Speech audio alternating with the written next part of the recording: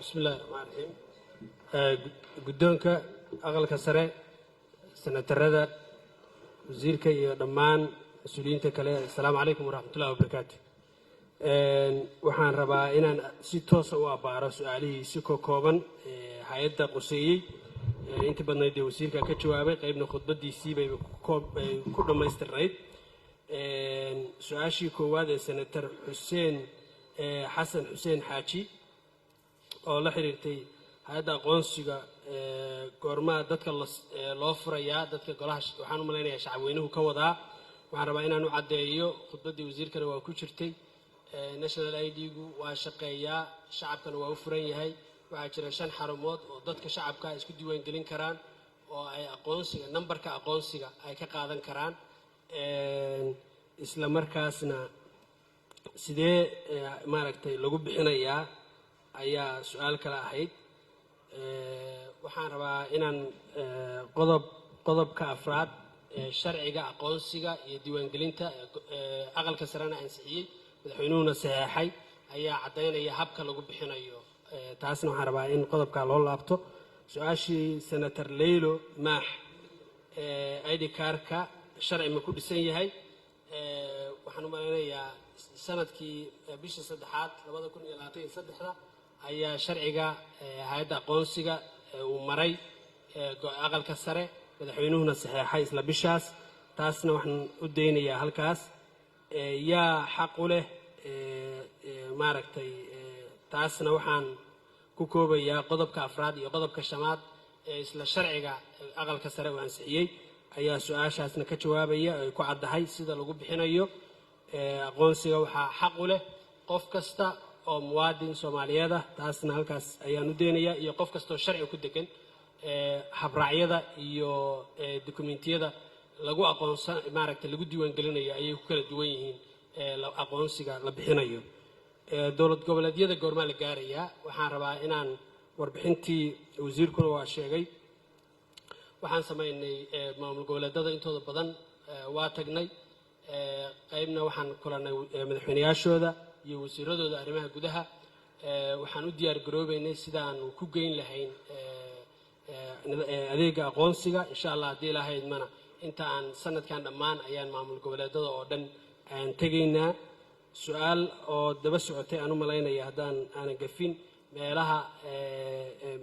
meel kasta ma la geynayaa qorshuhu waxa weeye in meel kasto ay suurtagal ka tahay amni ahaan iyo siyaasad ahaan nidaamka aqoonsiga in la geeyo waayo waxa uu leh qof kasta ayaa xaq u leh oo muwaadin Soomaaliyeed saas ayaan ku soo koobayaa aad baan u mahadsantahay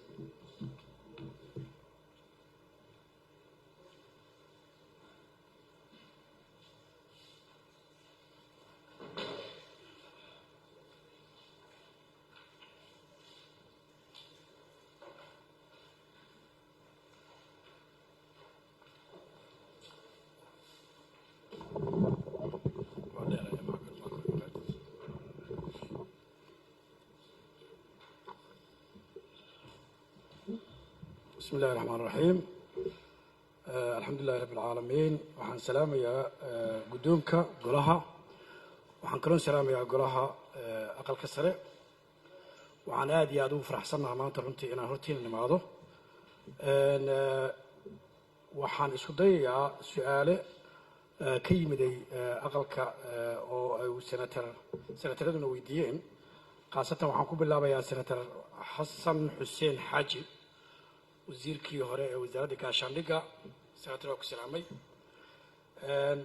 صدمة يو كهرتاج مجرى لباتوين كدعيو سنتر سودو آدي هوتي كجمع هذا اللي سؤال وأنا سؤال مهمة هي هذا مارين تمسيبوين وحادب له أساسي أغسطس 8 أغسطس 2022 حل جاس أورنتي أي دلك كجرت أبار هذا وعدك حالد أدانا نورد السي حل أدانا نورد السي وشغلنا نورد دري طبعا وجركتها حل جا أو أي حالد دقنتها ياهي أنا على الساء لكن أنا جوحنا على السي حل حالد ويأدكتها هي أورد كي عن بلونا أيام ولي كوجر نارت محا مركز سميسين طبعا إسلام مركي وحن أجاني دلك الصومالية لابد دباتة أول دباتة كجر دباتة كبديه waxa waaye labada dhibaato ugu weyn waxay tahay dhibaato ah maray biyuhu maqan yihiin iyo maray biyuhu na dilayaan isla markaas xilligaas marka waxaa lagu jira abaar fatahaadihii ma bilaaban fatahaaduhu roobka markuu yimaado ayay bilowdeen abaartaasi waxaan isku daynay inaan la xiriirno adduunyada waxaan la xiriirnay wadamada khaliijka sida imaaraadka kuwait iyo sacuudi carabiya dalabyo ayaan gudbinay annagoo ka jawaabayno xaaladdaas markaasi jirtay waxaan u gudubsannay in hay-adaha ka shaqeeyo sida annagoo kalentooda dhigayna ah oo arrimaha ka hortagga iyo maaraynta masiibooyinka ka shaqeeyo inaan ka dalbannay ceelal waxaan ka dalabnay sacuudiga 160 ceel waxaan ka dalabnay imaaraadka 150 ceel waxaan ka dalabnay kuwait 150 ceel waxaa noo soo jawaabay sacuudiga oo 23 ceel hadda wado dowladda imaaraadka oo ilaa 20 ceel meelaha qaarkood ka samaysay kuwait weli waa daba socnaa insha allahu tacaala maxaa yeelay waxay tahayna waana ka hortag waa in abaartu ay hesho biyo ay hesho dabcan waxaa badba socday dowladda aan walaalahana ee turkiga oon u gudubsanay codsi ah inay wara noo samayso biyuhu iyagoo socday imaanayaan badday ku darayaan markuu roobku da'o marka biyihii biyo qabad ma jiro haddii biyo aan la qabanina xoolihii iyo dadkii wixii cabayaan ma jiraan markay abaartu timaado marka arrintaasina iyadana weli waan daba taagannahay dee dabcan mar haddaysan jirinin income dowladda soomaaliya ay leedahay ama qasadda dowladda soomaaliya ay leedahay xoolo ugu jiraan oo inta laga soo qaado wax allaale wixii ka hortaga looga shaqaynayo haddii qacantaada waxaan ku jirin waxay kaa rabaan weydiismo marka howlahaasna waa daba socnaa waxaan rabaa inaan marka intaas kugu daro mudane wasiir senatarka sharafta badan waxaa dalka soomaaliya aan hadda hay-addan aan u xil saaranahay 2 sano waxaan la tacaalinay 2 abaar iyo 3 fatahaad dalka soomaaliya cimiladiisu waa isbedeshay marka runtii dhib weyn ayaa wuxuu ka jiraa xaaladaha masiibooyinka dalka ka dhacayo dabcanna waxaan runtii aan rabaa inay senataradu iyo dadka madaxda iyo ay mataqaana arrintaasi runtii ay toog lahaadaan maxaa yeelay waxaan arki jirnay inay abaaruhu iyo fatahaaduhu soo kala daahaan laakiin gugiina fatahaadaa dhacayso intii u dhexaysana abaaraa dhacayso dayntiina fatahaadaa dhacayso intii u dhexaysana abaaraa dhacayso marka runtii qorshooyin badan oo runtii arrintaa ku saabsan marka aad iyo aadaan runtii kaaga mahad celinayaa senator waana ku tala jirnaa insha allahu tacaala qorshaha annaga oo runtii aan diyaarsanay qorshe waxaa jira 5 sano aan diyaarsanay waxa u badan yahay ka hortagga iyo resiliency-ga runtii in dadku la qabsi ay sameeyaan waxaan rabaa inaan senator Maryan Xaaji senatarada sharafta badan iyadana waxay weydiisay arrinta Jubbaland iyo mucaawino loo geey waayo maadaama ay dagaalo ka socdaan dabcan horta mar kalentood waxaan idin leeyahay dalka dhibaatada ka jirto oo 4 gees ka jirto oo xaaladaheedu ay taagan yihiin oo ay abaaru taagan tahay oo fatahaadu taagan tahay oo dalka la xoreynayo niman cadow ah ilaa iyo 20 sano kor fadhiyay tuulooyin laga xoreynayo oo dalkii ay ka soo qaxayaan oo ay beerihii u diideen oo dhibaato ka taagan tahay waa dareemi kartiin xaaladda ka jirto xaaladdaasi marka dabcan iyadoo waxa aan heli karin ay aad u yar yihiin haddana waxaa la isku dayaa mar allaala markii xaalad ay jirtahay dowladda soomaaliya guud ahaan iyo hay-adda sodma iyadoo hogaaminayso inay ka jaawdo waxaan u malaynayaa waxaa ugu dambaysay meel la xoreeyey Buula Xaaji iyo tuulooyinkii dhinacaas ku hareereysnaa bishii juun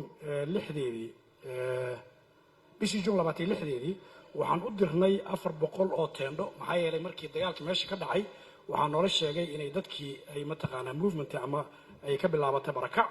400 oo teendho 500 oo marakaneeco iyo 16 kartoon oo dawo oo mataqaanaa caafimaad oo isku jirto oo arrimaha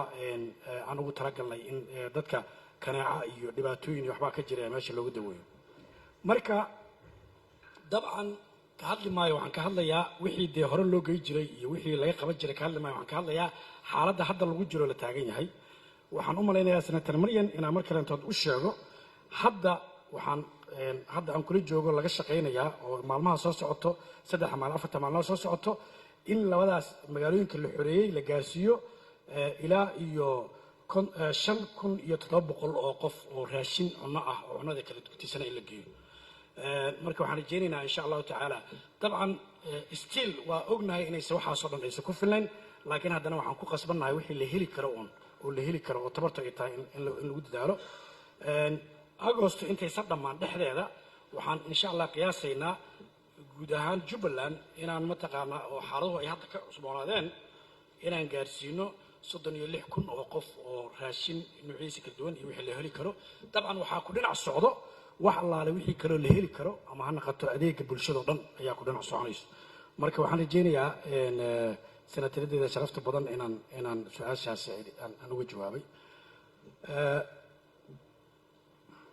senator leyla maax mar kalentood iyadana laftikeeda su-aalahaasi runtii ay ku khotantay dabcan waxaan u malaynayaa dalka soomaaliya dee dabcan maadaama oo dalkao dhan ay inta la gaari karo oo ay mataqaanaa ama ay shabaabku aysan haysanin ama meelaha qaarkood oo runtii dee arrimo siyaasa markaa ka waxaysan yihiin laakiin soomaaliya waxaan u malaynayaa intii annaga hay-adda noola magacaabay waxaan gaarnay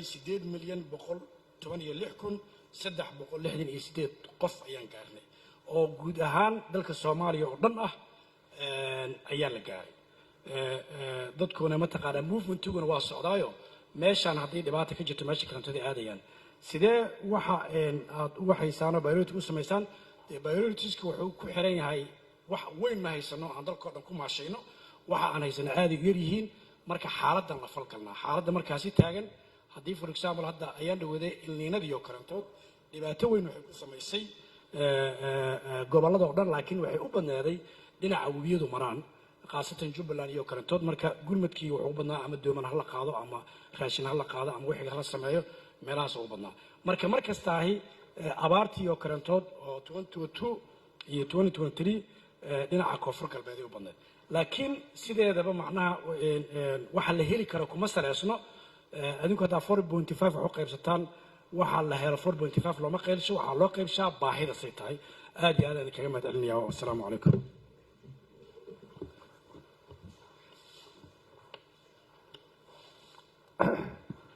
senator cabduuli maxamed ibraahim xamsade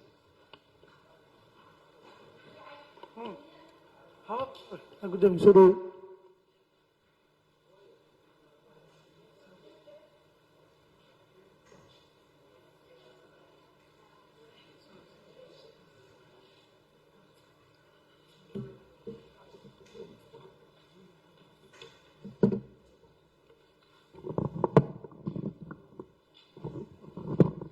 السلام عليكم ورحمة الله وبركاته. قدومك سنة رضا دمانتي وإسلامتي وحنتكو سلام صلاة إسلامك السلام عليكم ورحمة الله وبركاته. warkii intii badan labada wasiir baa sheegeen oo noo dabooleen laakiin haddaan anigu in yar idii taabto horta anigu xafiiska hay-adda qaxootiga barakacyaasha waxaan kusoo biiray muddo sanad hadda ah waxyaabahay u baahneed waxay ahayd oo aad u dardargelin in sharciyada aan xoogga saarno istaraatiijiyad qaran oo dhisan oo looga duulo qaxootiga barakacyaasha ee returniga in wax laga qabto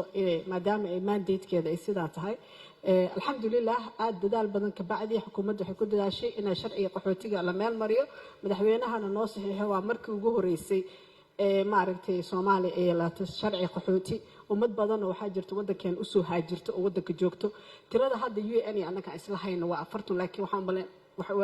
waxaan aragnaa inuu numberka ka badan yahay siba dowladgoboleedyada ay aad ugu badan yihiin marka ay noqoto senator xasan xaaji howlaha uu taabtay barakacyaasha oo soo sharciga barakacyaasha oo labaduba markaan aniga hay'adda imaaday banded ahayd ayay dowladda maaragtay waxaan sameeyay inaan dardargelino hadda wuxuu yaalaa aqalka hoose waxaan rajaynaynaa in la dardargeliyo sharcigaaseeto baahida walacaad oo dadka loo qabo ogo ummaddu waa dhaqdhaqaaqa movementiga badan ee soconaya dadku ay guurayaan ama noo imanayaan oo annaguna aan hayno oo dad badan oo qaxooti ay noo yimaadeen waxaan u baahanahay dadka inaan dejino hayno hadda waxaa jirta maalinta qaxootiga oo kale shirweynaha adduunka oo qaxootiga loo dabaaldegay hay-adda waxay soo bandhigtay dadka qaxootiga waddanka ku nool xirfadaha ay waddanka kusoo kordhiyeen Soomaali marka ma aha dad kaliya ayagu qaxooti noqdo laakiin waxaan rabaa inaan xasuusino waxaan nahay dad qaxootiga haya xirfadahoodana aan soo bandhigno oo waddanka ay wax ku kordhiyeen maadaama isaas tahay waxaan jeclaan lahayn sharciga qaxootiga hadda wax u raadinayna dhaqaalo dowladda ka rabno inay liidka qaadato in maaragtay golaha maaliyadda oo dhaqaalana loogu daro si sharcigaas yeeto oo loo dardargeliyo oo si u meel maro regionadana loo geeyo haddii ilaahay inoo boolisiyo badan oo kala duwan uu leeyahay waddanka oo loo midaya uu noqdo hal sharci oo midaysan sharciga barakacayaasha baarlamaanka ku yaala sidaa haliyadii sheegay waa wuxuuna sugayaa isagana waa dadka citizenka wadda gudihiisa sida arkaysaan magaalada muqdisho waa markii baydhabo laga reebo waa second dadka ugu badan haysa barakacay waddanka gudihiisa ku barakacay dadka waa dad kaamo ku jira dadku haddaysan ownership of dowladda aysan mas-uul ka noqonin oo state lead ay lahayn waxaa ku dhacaya inay noqdaan stateless ama dad aan lahayn waddankooda aan ka tirsanayn so that means marka waxaa u baahanahay ka dowlad ahaan annagoo minaysan inaan sharciyada aan meel marino sharci la-aan waxba ma hagaagayaan so we have to ilaa sharcigana sharciga ummaddu ilaalinaya waxaa jirta waxa la yidhaha human right violations oo annagana dul saarana ilaaliso so sharciyadaaseetoola xuquuqda aadanaha kaamka kaysaska ka dhaca ayay ilaalinaysaa mr xasan xaaji iyo excellence senator su-aalaha oo ku saabsan waraaqaha isdabamarka iyo mandate-ka iyo issuega aad waxaa uga shaqeeyey wasiir allah kharsiyo maxaa la dhahaa wasiirkii naga horeeyey fiqi thank you iyo maxay golaha wasiirada iyo maxay ra-iisul wasaaraha waxaa la sameeyey kala saarid in la kala hago mandate-ka mehergasha ma hagaagta iyo howlaha kale waxaa kala tashanaysaa waraaqahaasi toole xukuumadda iga sarraysiiyo qaabka ay waxu madaan I think wasiirka wuu ka taabtay in yar intaa waxaa u baahanahay sharciga oo iga weydiisay maxaan ku dhaha dadka dib loo soo celinayo hay-adda mandatekeeda waa qaxootiga iyo barakacyaasha iyo dadka dib usoo noqonaya waddanka period aniga ma sameyna dowladda saas sameysay micnaheed marka waxaa weeye annaga waxaa nalka rabaa as a nation inaan taas focus ka saarno haddii la diyaarinayo marka ajendo ah ama qorshe guddi la abuuraayo hay-add waa inay member ka ahaataa soo guddigaa ka hadasha rajoniga ani ahaan guddoomiyahaan kama warqabo so ayadana maaragtay waxaad kala tashanaysaa xafiiska ra-iisul wasaaraha iyo tiimka marka taana halkaan diinaya iyo wasaaradda amniga oo ah highlight garaysa marka I think aniga intaasaan ka dhihi lahaa su-aalahaaga yes refugee returnees has a right qaybta oo human right violations dadka markii la soo celinayo absolute guddiga haddii aan taas aqoontaada iyo aqoon-yahanada isla kaashado waxay u baahan tahay arrinkaaseeto in oo laga fiirsado waana mahadsan tahay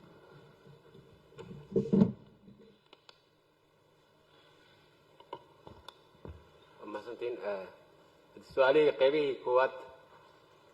intaas oo kusoo gabagabaynaynaa oo macnaha weydintii wasiirkii timkiisana way mahadsan yihiin sida wanaagsan ugu jawaabeen iyo sanataradii weydiiyey hadda marka qaybihii kale aan galaynaa hawaayaha ugu caahay marka la socdo senator cabdiweli maxamed ibraahim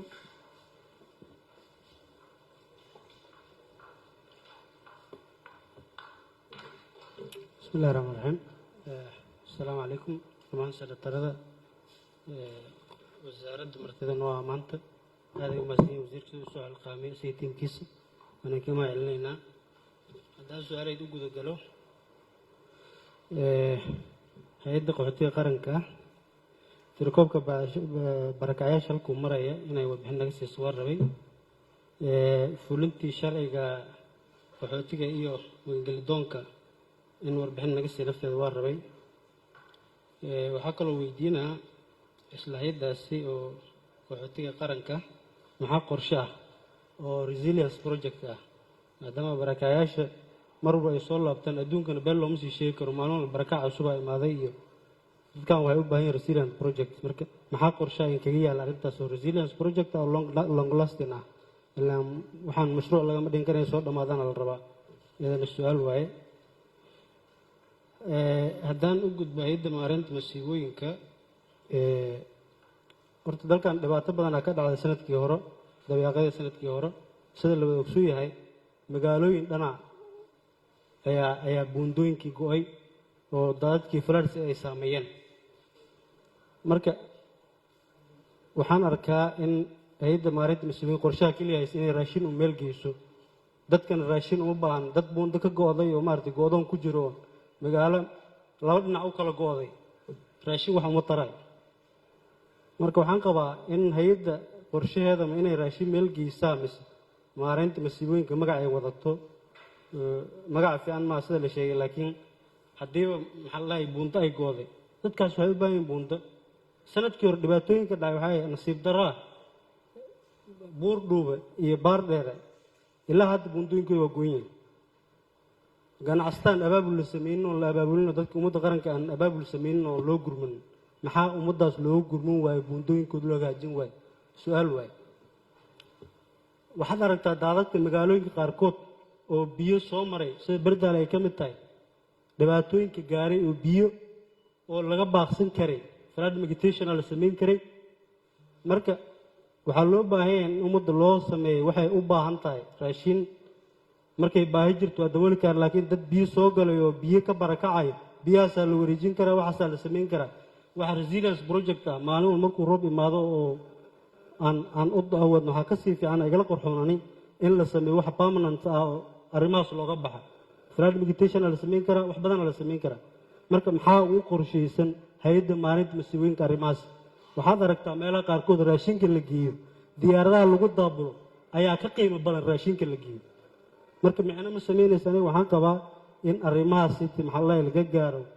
go-aamo maaragtay oo dadkan wax u tara waxaan u qabta because haddii hadda berdaala 5 tan la geeyo diyaaradda lagu tagay ay tahay markii go and back 20,000 ay tahay 5 tan oo raashina 20,000 iyo qiimaha haddii la isbarbardhigo waxay noqonaysaa waxaan maxallahi aan micno kusoo kordhin marka waxaan qabaa in arrimahaas inta laga sii fikiro maaragtay dadkan waxay u baahan yihiin loo sameeyo saxda ah oo langlastina waxaan u taraya marka waxaan weydiinayaa hay-adda inay istaraatiijiyad la imaado oo qorshahaas flood mitigation uu ku jiro oo maaragtay buundooyinka lagu hagaajinayo inay warbixin naga sisaday jiraan haddaysan jirinna yaan ummadda la marhabaabinna wax saxdaa loo qabto waa mahadsantiin senator cabdi axmed dhuxulow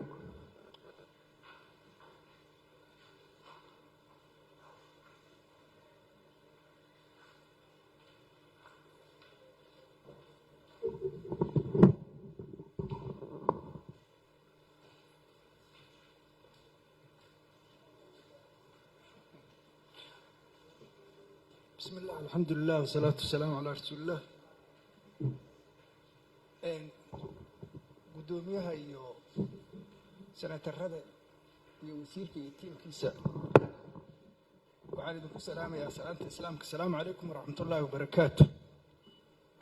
salaan kadib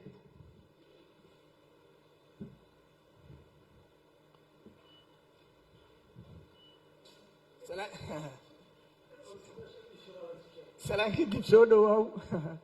wasiir alxoosh saaxiibkay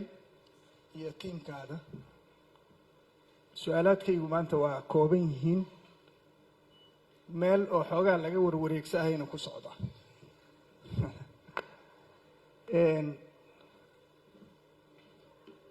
wasiir adigoo aan qadarin badan kuu haayo waxaan rabaa inaan ku weydiiyo doorashooyin arrin ku saabsan xoogaa doorashooyinka waa laga kala cabsanaa maaqan waxa ku dhex jira waxaan ognahay waddankan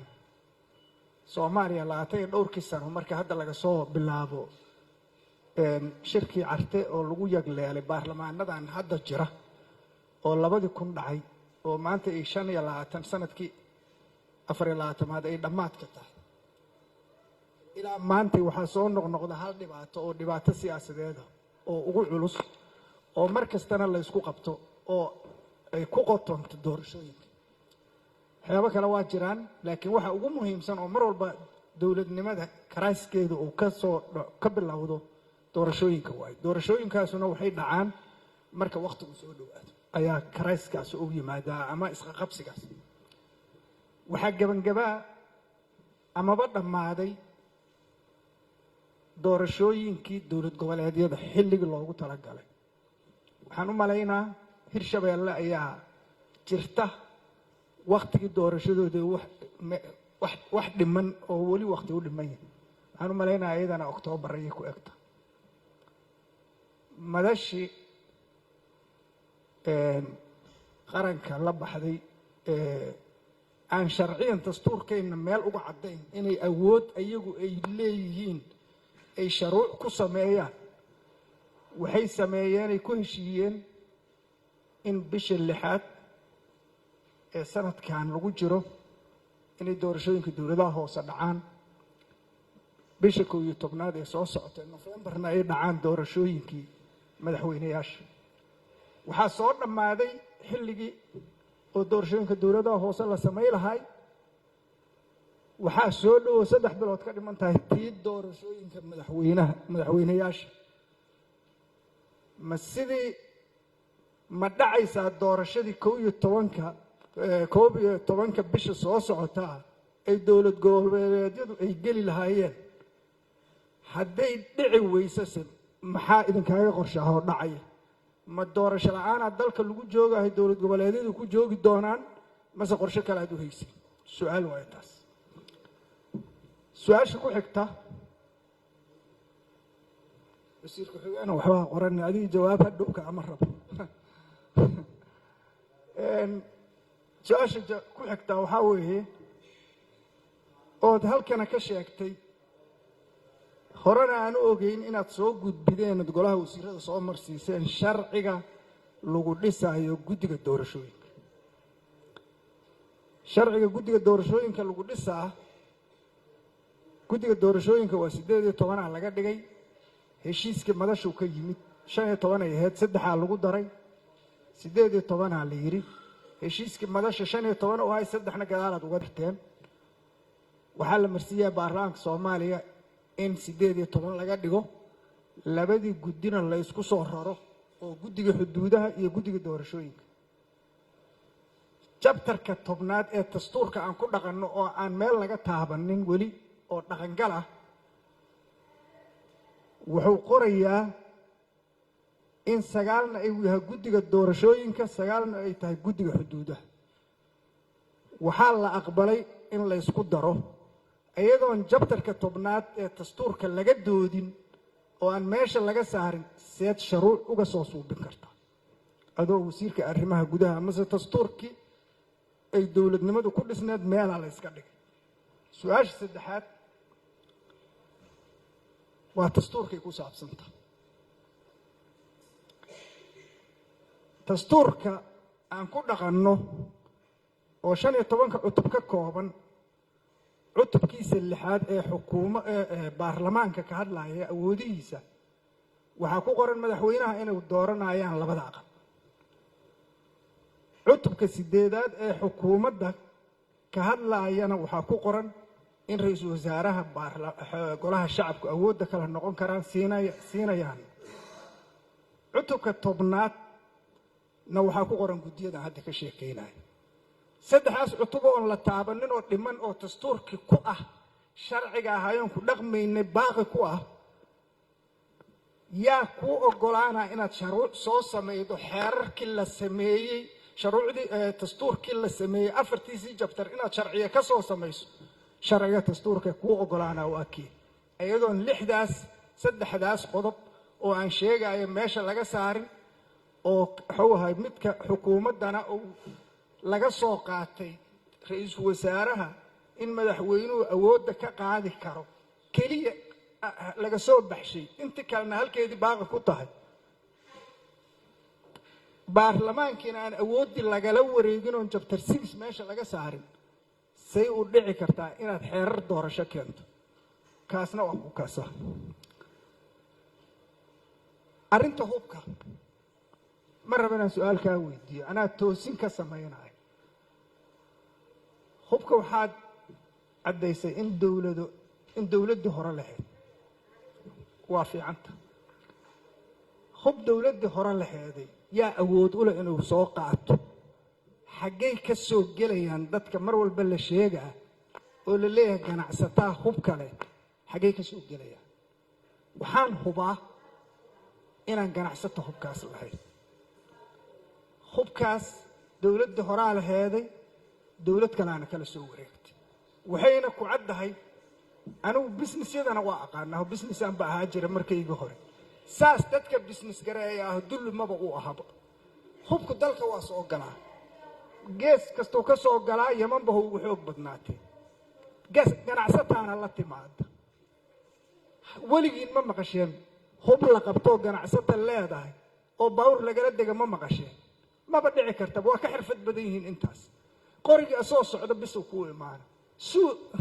kan labada dhuumood leh oo suubinta tiraa la yidhaah ayadoo la wadaa hadda lagu keenaa aqalkaanaa la dhex keeni karaa hadda haddii loo baahdo intaas ganacsatadu waa ka xirfad badan tahay hubka dowladdii leh horaa laheeday tan dambaana kala soo wareegtay ayadaana laga dhacay intaas waxba idinka dhibi maysee si furan u dhah maxaa intaa wax ku jireen intaa wax ka dhaceen yaana lagu dhibin intaas waa ka caqli badan kaasna toosin waaye hubka dowladdaa laga qaatay wixii qaatana qabiil waaye waana caddahay sababtoo ciidankeedii nabad sugidda oo amniga ka shaqaynayay inay dowladdu la soo keliya eragaasaa khalada oo ay leeyihiin hubaan aan dad wataan hal qof hadday ku soo qaba lahaayeen warkoodu sax u ahaala marka hubkaas hub oo si sharciya ku yimiday si sharciyana qola ku soo qaadatay oo dowladda si sharci daraana gacanta dadweynaha ku gala waay soo gelintiisa marka la rabaa dowladdu inay sababtay u soo gelaysay oo xataa hadday soo gelinayso qaabdarro ku soo gelinayso sababtay u ilaashan weysay waayo waxa ayadaa marka isdhaliilaysa ayadaan iskala shaqada taas su'aal maaha waa toosin waaye waxaan kaloo rabaa inaan hay-adda haddaay marin soo jeedinteedii masiibo ilaahay masiibo naguma rido masiibo ma qaadi karno dhulgariirada iyo waaye masiibooyinka oo rasmi fatahaaduhu masiibooyin ma gaarsiisnee waa dhibaato waaye hay-addaas magaceeda wasiirow ha laga dhigo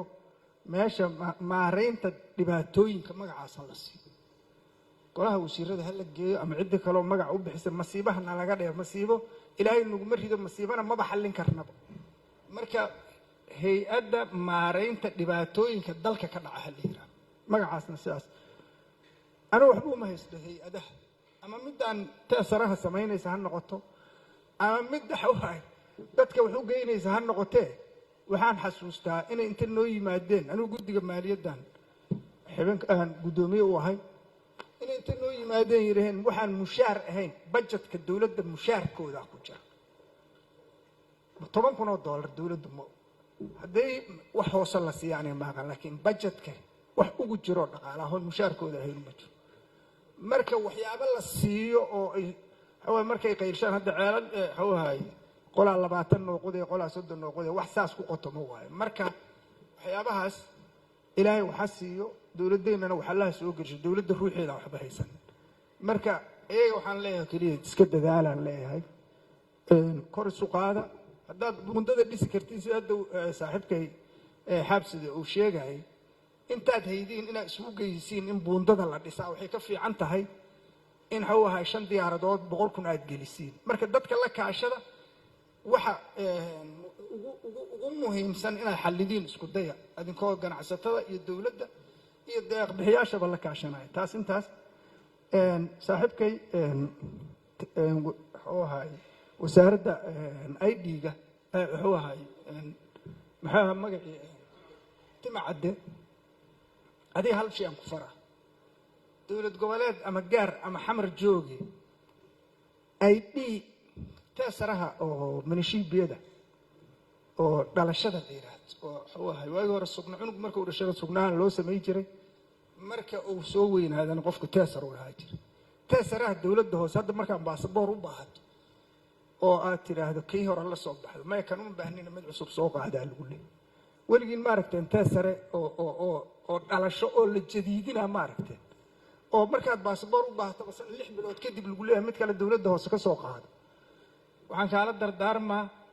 systemka aad ka shaqaynay haddii wax laga tiro waxaad sameeydo waxba kama jiraan systemkaada 10 xabba haddaad samayso 10 lagu kalsoonaan karo wax laga bedeli karin hay-aduna intaasay sharaf ku yeelanay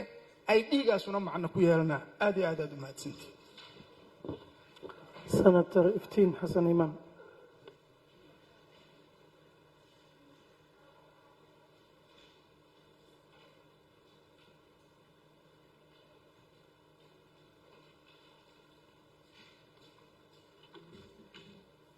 بسم الله waxaan salaamayaa guddoonka senatarada sharafta leh marti sharafka wasiirka wasiir ku-xigeenka iyo hay-adda sodma bacdu salaan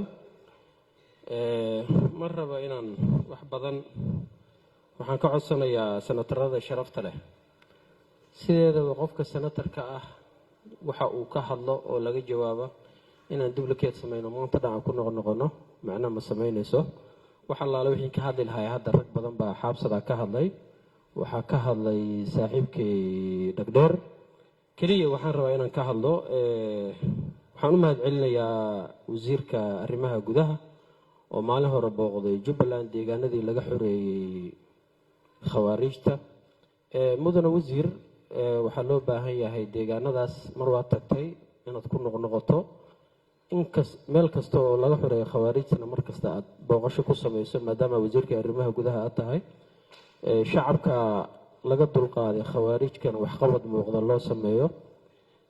hay-adda Sodmana waxaan leeyahay waa mahadsantihiin wax fiican baad qabateen laakiin waxqabadkiina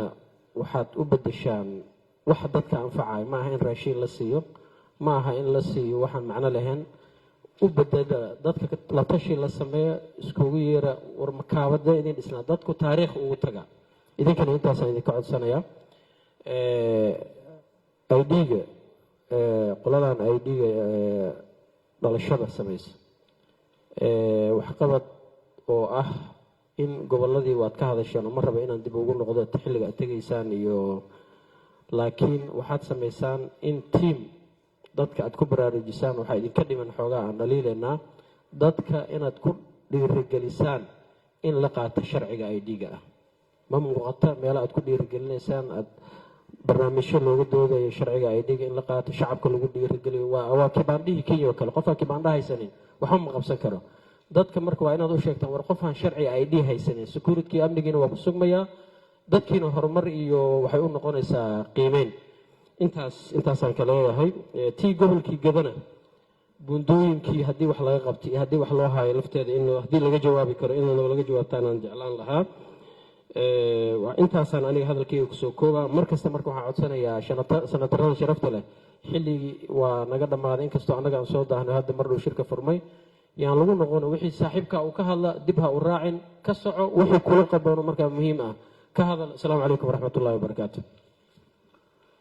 senator aadan cabdinaasir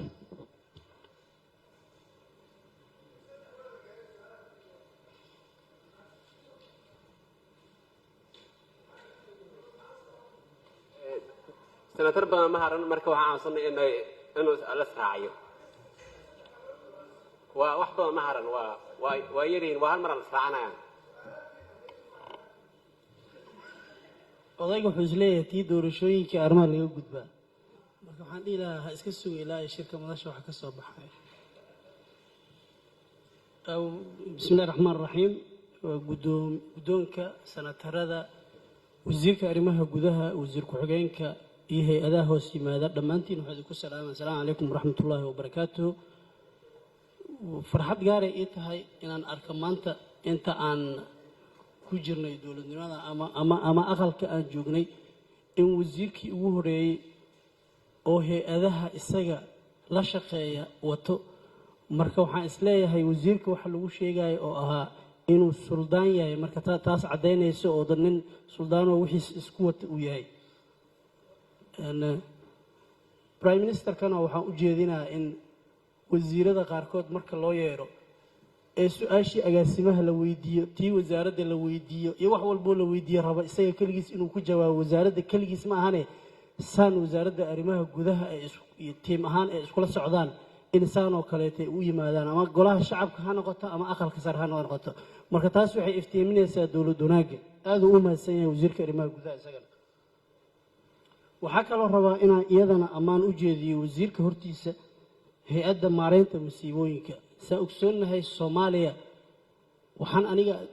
qaas ahaan ka soo jeedaa senator u ahay gobolka bokool oo ah gobolka ugu dhibaatada badan ay u geysteen nimankan cadowga ah ee shabaab meel walba ay ka xayireen ee raashin aanan gelaynin saasee tahay hadda ay soo kordhisay hay-adda maareynta masiibooyinka aanan ku ammaanayo ee taasna ay waddo oo ah in gobolka ama deegaanka ay tagaan ay rabaan in maxaa la yidhaahdaa deeq gaarsiiyaan in magaalada laga iibiyo dadka waxa la siinaayo taasna faa'iiday u tahay dadka midda labaadoo faa'iidada waxay tahay dadka masaakiin tahay iyagana wax la siinaa marka ganacsatadana waa faa'iidayaan dadkii wax la siin lahayna waa faa'iidayaan taas waa ku dhiirigelinaya hay-adda maareynta masiibooyinka wasiir marka waxaan kugu xoojinayaa in arrintaas laga sii shaqeeyo si dadka iyo deegaankay u faa'iidaan waxaan rabaa saddex su-aalood inaan weydiiyo wasaaradda arrimaha gudaha waxaan rabaa inaan weydiiyo wasiirka marka uu bilowday la dagaalanka shabaabka waxaa aada u bilowday iyadana in dagaalkii qabaa'ilka ay soo kordhaan marka ma samayseen baaritaan idinkoo la kaashanaya wasaaradaha dowladaha xubnaha ka ah ee arrimaha gudaha iyo wasaaradda amniga waxa soo kordhiyey in shabaabka dagaalkooda markuu bilowday kadib ee dagaaladii qabaa'ilkan iyaga bilowdaan waxaan rajeynayaa marka idinkana adoo la kaashanaya wasaaradahaas in baaritaan aad samaysaan waxa sababay arrintan si markaa loo helo waxa ay ku salaysan yihiin su-aasha labaad aan weydiinayo waxaa waaye hay-adda aqoonsiga qaranka marka la waayey maxaa la yidhaahdaa wacyigelin oo waxa ay yihiin la waayey dadka waxay isweydiiyeen marka maxaa anaga faa'iido noogu jirto maxaan ka faa'iideynaa inaan lacag bixiyo oo aan qaato national ID-ga marka taasaa keenaysa marka hay-adda aqoonsiga waxaa laga rabaa dadka soomaalida inay fahansiiyaan waxa uu yahay horta aqoonsiga qaranka in hay-adda lacag la geliyo oo shaqaalo badan loo suubiyo ama deegaanada tagaan ee kaarar bixiyaan waxaasoo dhan waxaa number kow ah horta dadka in la fahansiiyo oo wacyigooda la gaarsiiyo in national ID-ga waxa uu yahay dadka la fahansiiyo su-aasheeda labaad waxay tahay waxaa ogsoonnahay waxaa la bixiyaa warqadda dhalashada iyo sugnaanta kow dowladaha hoose bixiyaan labo waxaa la bixiyaa baasaboorka markaa qaadanaysid waxaa la socdo ID-a la socdo waa labo saddex waxaa la bixinayaa maxaa la yidhahdaa aqoonsiga qaranka oo ah national ID-ga saddexdaasi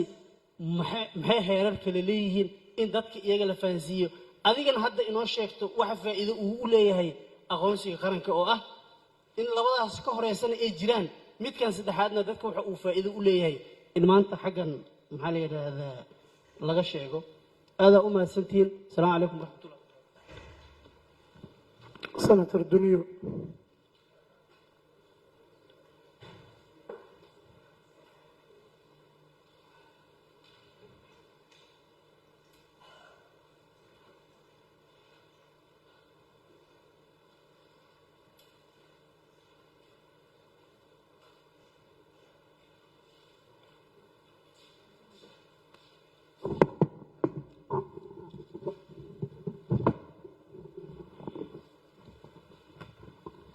بسم الله الرحمن الرحيم dhammaan guddoonka sanatarada wasaaradda arrimaha gudaha iyo tiinkooda waa salaamayaa hal su-aalaan rabaa wasiirka arrimaha gudaha inaan weydiiyo maadaama uu yidhi maamul goboleedyada rabooda ay noo soo gudbeen xiriir aan la leenahay waxaa jira dagaallo sokeeyo qabaa'ilka baryahan soo laalaabanayay oo mudug iyo galgaduudba si siman uga socday wasiir ma la socotaa waxa ka dhacay magaalada towfiiq iyo afbarwaaqo warbixintaasi ma kuugu jirtaa in dagaal ahliya ka dhacay oo naf iyo maalba lagu waayay dadkii deegaankaasna ay ku barakaceen ilaa haddana ciidan aruursi ka jiro midda kale awood uma leh maamul goboleedyada dagaalka qabiilka inay kala celiyaan annagu hadda kii waxaan ku dhex jirnay oo kaleeto caawudaaq iyo xeraa la dhex maraayay bishii shanaad baa 8 qof la dilay bishii lixaad 28keeda waxaa dhacday barakac aan ka yareen 100 qof oo dhimasho iyo dhaawaca iyo barakac naf iyo maalba leh oo dadkii ay ku barakaceen marka halkan waxaad nooga sheegtay dib heshiisiinta wax qurux badan inaad u haysaan 6 tir aad u samayseen dib heshiisiintana inteenaan dhan 54 sanatar wayna taabanaysaa isteediyaan ka soo jeednaa wuxuu uu dagaalka ka socdana waa isteediyada aan ka nimid annagu aan wakiilada ka ahayn marka wasiir waxaan kaloo rabaa inaan kuugu daro xeerkan ka soo baxay ama dekreetada ka soo baxda xafiiska prime ministerka oo dadka refujiga lagu soo celinayo oo qof waliba ilaahay wuxuu ogyahay wadankan siduu uga tagay tahriibay magafa maray problem ku dhacay gabdhihii jidka lagu sii kufsaday maanta qaxooti ay wadamadaas ay qaxooti ku yihiin in guddi loo saaro oo liyaha laga soo tala bixiyo sidii lagu soo celin lahaa qofku markuu xaalad adag ku galo yurub safaaradaheena yaa shaqeeyo oo meel walba ka furan qofku wuu tagaa goham wuu soo qaataa wuu soo laabtaa laakiin qof shalay negative helo sharcigu waayey maanta loo yar qabsaday rajo leh in la yidhaha waddanka dib ha loogu soo celiyo waa wax aada iyo aada u adag bay ila tahay dakareetadana adiga waa kaa horreysay 2 abriil ee xafiiska prime minister ka soo baxda marka taasna waxaan ka weydiin doonaa wasiirka amniga haddii ilaahay idmo maadaama adigana abaartaleen la tahay wasaaradda arrimaha gudaha agaasimaha ku jiro arrintan ayna kaa horreysay marka waxa macquul ah oo bini aadanka loo sheegi karo kuwa xamar joogo jaamacadaha aan ka soo saaray annaga hooyaanahay waddankaana hooyaa badbaadisay wiilka ugu yar master baa hindiya malaysia china looga soo saaray guryahay noo wada dhex fadhiyaan wax shaqaa ma hayaan marka kii tahriibay habarta nusbooskay lehed ay u gaday in yurub inta looga daba tagaliyo haddana hala soo celiyo wax aqalgu shaqaynaya maaha dalkan dibadhis buu u socdaa dhalinyaradu hamad bay raadinaysaa rajay leedahay kii maanta ka yimid china oo baajka masterka haysta wuxuu ku leeyahay baasaboor ajanabiya laygu xiro idhoofi war waddankaaga ku imaansa waddankaaga sugo batrool baa laguu qodaya barwaaqaa soo socoto sideena lagu aaminaya annaga siyaasiyiinaan nahay hay-adda sodmo wax badan way qabatay aniga isteedka galmudugaan matalaan sanatar ka ahay waxaa jira markaan dagaalka ku jirnay qawaariijta oon caad iyo camaaro ilaa bacadweyne ilaa shabeelow aan joognay waxna soo gaaray dhibaatada keenaysa inaysan hay-adda meel walba wax gaarsiina waxaa jira gaamaa jiro maadaama aan jidkii inta badan uusan furnayn oo wixii diyaarad lagu geynayo marka waxaan hay-adda kula talin lahaa waxa diyaaradda lagu geynayo oo lagu karaynayo iyo ay tanka ay qaado in meeshaas qofku inta lacag loogu bedelo ganacsatada raashin looga gado wax ka badan oo ka taya badan ayay goyn lahayd waa ka baxay asalaamu calaykum waraxmatullahi wabarakaatu gudoomiye waxaa u dambaysa senator leylo ismaaciil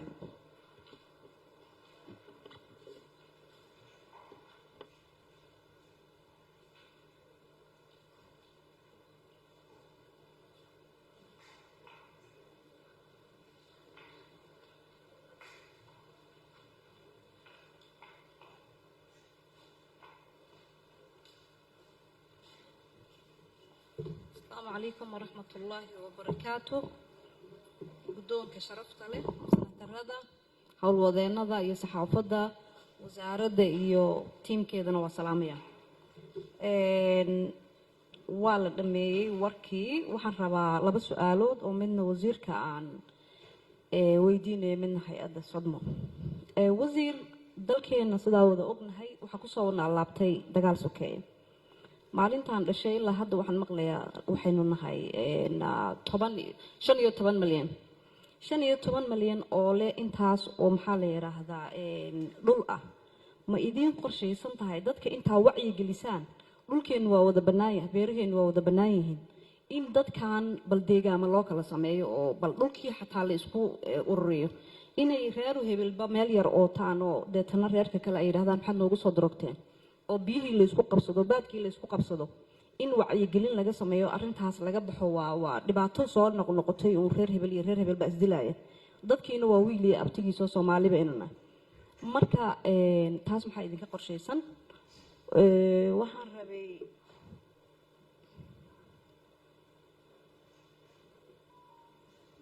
maxaa la yiraahdaa hay'adda Sodmo waxaan rabaa inaan hay'adda iraahdo wasiir gudoomiye waxaad sheegtay in adduunka u qeysateen maxaynu inagu isugu tashan weyno marka qaarkood oo dhibaato weyn dhacdo dadkeenu way soo gurmadaan oo malaayiin lacag la soo aruuriya miyaanay ka fiicneen intaynu maxaan idhahdaa dawladda shisheeye maalin walba isku haleynayno aynu soo ku noqnoqonayno miyaanay ka wanaagsaneyn inaynu inagu isku tashano oo aynu maalin walba waxaan soo noqnoqonaya abaar baa soo noqotay daad baa ku xiga colaad baa haddana maxaan idhahdaa dadkii haysata marka miyaanay ahayn inaynu inaga laftirkeen aynu isku tashano oo maxaa la yiraahdaa bal sidii dadkeena u sabata bixin lahayn aan ka fikirno aad baan idin salaamaya waa mahadsan tahay senator su'aalihii senataradana intaasay ku dhahiin haddana wasaaradda ugu firinay wasiirkii tiimkiisa ay ugu jawaabaan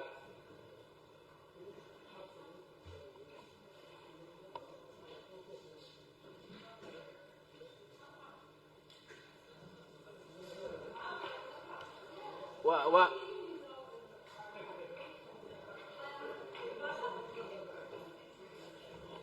hal iga raalli ahaado gudoomiye my wasiir aniga waxaan ka soo jeedaa somaliland waxaa la igu doortaa gobolka banaadir ayaamahan dambe waxaa soo laalaabatay gobolka banaadir iyo maxaan idhahdaa matalaadiis waxaan rabnaa gobolkan banaadir maxay maamul uga dhismi waayey matalaadii muqdisho maxaa idinka qorshaysan waa mahadsantihiin xabad kale haddaan soo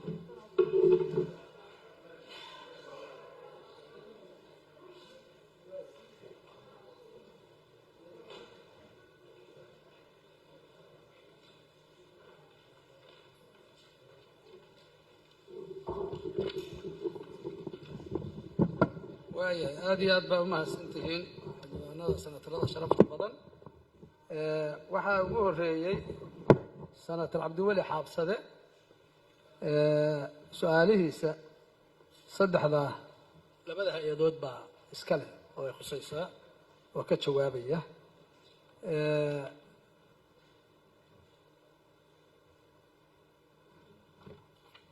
waxaa ku xiga saaxiibkay cabdi axmed dhegdheer senator axmed cabdiow cabdi axmedow cabdi axmed dhuxulowow horta waxaan filayaa baarlamaankii tobnaad baa ku jira ilaa iyo waagaasna dastuurkeenna waxaa ku qornay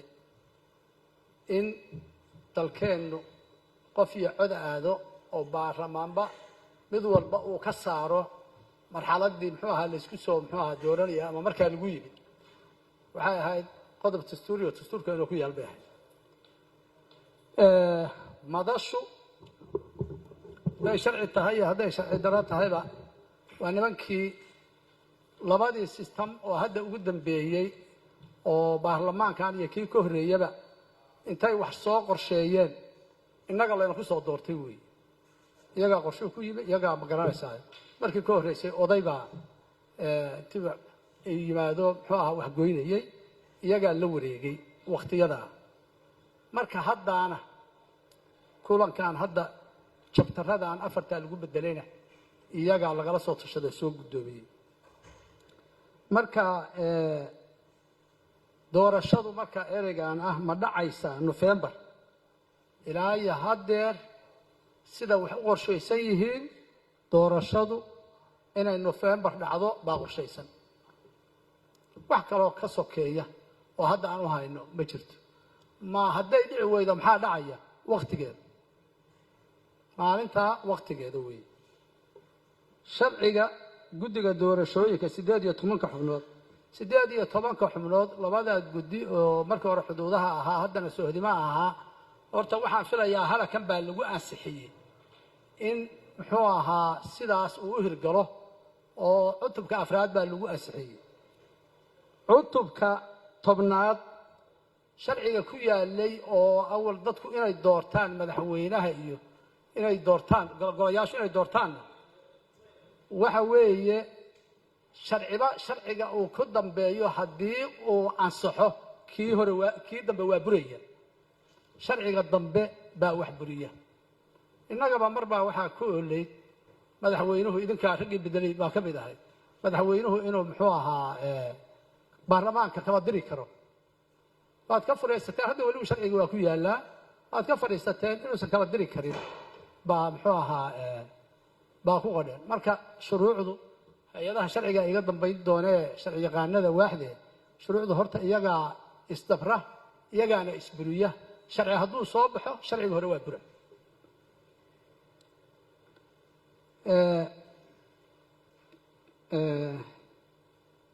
yaa ogolaaday shuruucdan labada golaa ogolaaday inuu muxuu ahaa shuruuc soo baxdo oo sidaa noqoto inay ogolaadaanna hadda kuwa yaallana waxay u taallaa golayaasha bay u taallaa kuwa soo socdaan laakiin cutubyadu in waxaasu ka soo baxaanin labada golaa ogolaaday kuwa soo socdana golayaashay u taallaa ogolaanshaheed oo sidaasaan muxuu ahaa ku waxaynaynaa ereyga muxuu ahaa hubka hayga qalloocin waxaan idhi waxaan idhi waxay ahayd baalkaas mehel buu yoolaa cid horaa keentay niman ganacsadaa baa la soo baxay in laga qabtaa la damcay qabashadii laga qaban lahaa oo dowladdu ka qaban lahaydna waa col baa galay meeshii waa la galay oo waa la gala muxuu ahaaye ciidamo beeleed baa yimi marka taas xoogaa ha igaa magiciisiin waa mahadsan tahay senator iftin baa aad iyo aad buu mahadsan yahay hay-adda sodmo okay iyaga buundooyinka waxaa iska leh muxuu ahaa wasaaradda howlaha guud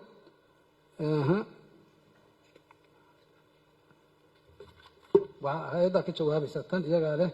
duniyo tawfiiq waa la soconaa dagaal inuu ka dhacay xildhibaan duniyo weliba si kharaari uga dhacay haddii ilaahay idankeeda leeyahay haddana kolley maalmahan waa la kala joogaa annagu warka iyagu waa taar weeye wixii aan odhan karno baanu muxuu ahaa kaga qayb qaadanaa dowlad goboleedyada qorqoor waa la hadalnay haddii ilaahay idankeeda leeyahay marka meeshaas waa ilaahay ha qaboojiyo laakiin xaajadeedu afka inoo kala haysaa annagu muxuu ahaa hay-adaha shirarku markii wax lasoo abaabulo odayaasha dowlad goboleedyadu isu keenaan iyo baan muxuu ahaa hay-adaha waxaan idhahnaa war shirkaasaa dhacaye waxaa kaga qaybtama oo shirka kharashkiisa bixiya oo haddii ilaahay annaguna markaa waa tagnaa mararka qaarkoodna waxaan u dirnaa haddii ilaahay idankeedale ciddii markaas aan is leenahay annagoo dowladda la kaashanayna ciddii aan leenahay muxuu ahaa labada dhinac waxbay ka tari karaanin oo beelaha ka soo jeeda baanu muxuu ahaa dowladda la tagnaa markaas xildhibaanada iyo ciddii kale wasiira iyo baa-aada annagu gacmaha dambe oo ismagaciisigaa baan aalaba noqonaa haddii dowladda dhexe muxuu ahaa ciidamo deegaamada ka joogaanna waajib baa ka saaran colaadda inay kala dhex gasho mararka qaarkoodna way samaysaa talooyinku marka waa la isula tagtagaa waxqabadkeedu siduu rabo ha noqdo marka taas waa taa xeerka dadka lagu soo celinayo horta in tiro badan ilaa hadda 4 dowladood waxaa la lahaa dad ha la soo celiyo qaylo dhallaan baa imaanaysay waxaa keenaya waddamaa keenayay innaguna waddankeena iyo duruufteennana waa ognahay aalaaba ma dhacdo inay ma garanaysaayo sidii la rabo ha loola macaabila hay-adahe iyadoo aan la odhanayn dalkii waa loo diiday haddana si uunbaa wax loo maareeyaa arrintaasi marka haddii dee wixii inaa ku qurux badan wixii muxuu ahaa haddii dadkaasi ay ku habboon tahay inay muxuu ahaa aan la soo celin aalaaba taasaa dowladnimada culays ka saarta aniguna hadda waama qabaa inaan ma garanaysaayo haddeer qof isagu awal naftiisa intuu la cararay harjad badan galay oo duruuf oo adag u babac dhigay inaysan muxuu ahaa ahayn in si sahlan in loo aqbalo ama la aqbalaba marka marar badan baa haddii ilaahay idanka leeyahay wararkaasu yimaadeen marna dhama suuragelin haddana waxaan filaynaa inaysan suuragelin senator leylo ma idiin qorshaysan tahay dadka in dhulka loo kala qaybiyo horta dadkaana dhul bay isku haystaan kurtigood intii wada degi jidhay oo daaqsinta wadaagtay oo ceelkii iyo carshinta wadaagtay oo casabo ahayd oo ismartigi jidhay oo baadida isu celin jidhay intiibaa waxa dalkeenna muxuu ahaa ka dhacay oo masiibada oo dagaalka oo hadda 40 sano soconayadoo lagu barbaaray intiibaa horta muxuu ahaa ishaysata waxaa la isku dagaalayaana waa dhulkay wada daaqayeen oo wada deganaan jireen oo ku wada dhasheen wey muxuu ahaa marka haddii dushiisa dhulka la joogana dadka waa ku wada filaya haddii xabaalayana xabaala waa u deeqaa marka waxay isku dagaalayaan marna horta wax qalloocana oo ma garanaysaa laakiin dhul bay isku dagaalayaan senator leylo dhul uma qaybin karno ilaahay baa wadaajiyey markii hore marka muxuu ahaa sababaana keenaya waagii hore oo cimiladu iska fiicnayd oo roobabku badan jireen dadku waa kala daaqi jireenoo muxuu ahaa dhulku waa muxuu ahaa waana ballaaran yahay hadda waa ka ballaaran yahay marka markii cimilada iska xumaatay oo duruufuhu iska adkaadeen baa haddii ilaahay dabeecaduhuna iska soo kordheen baa dagaalkaasi waxyaabaha yimaadeen maxaad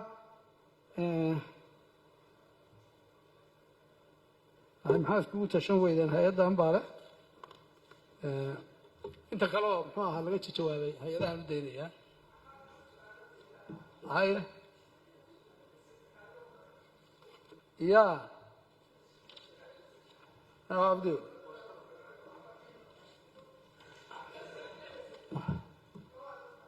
midda saddexaad sharci yaqaankaa ka jawaabaya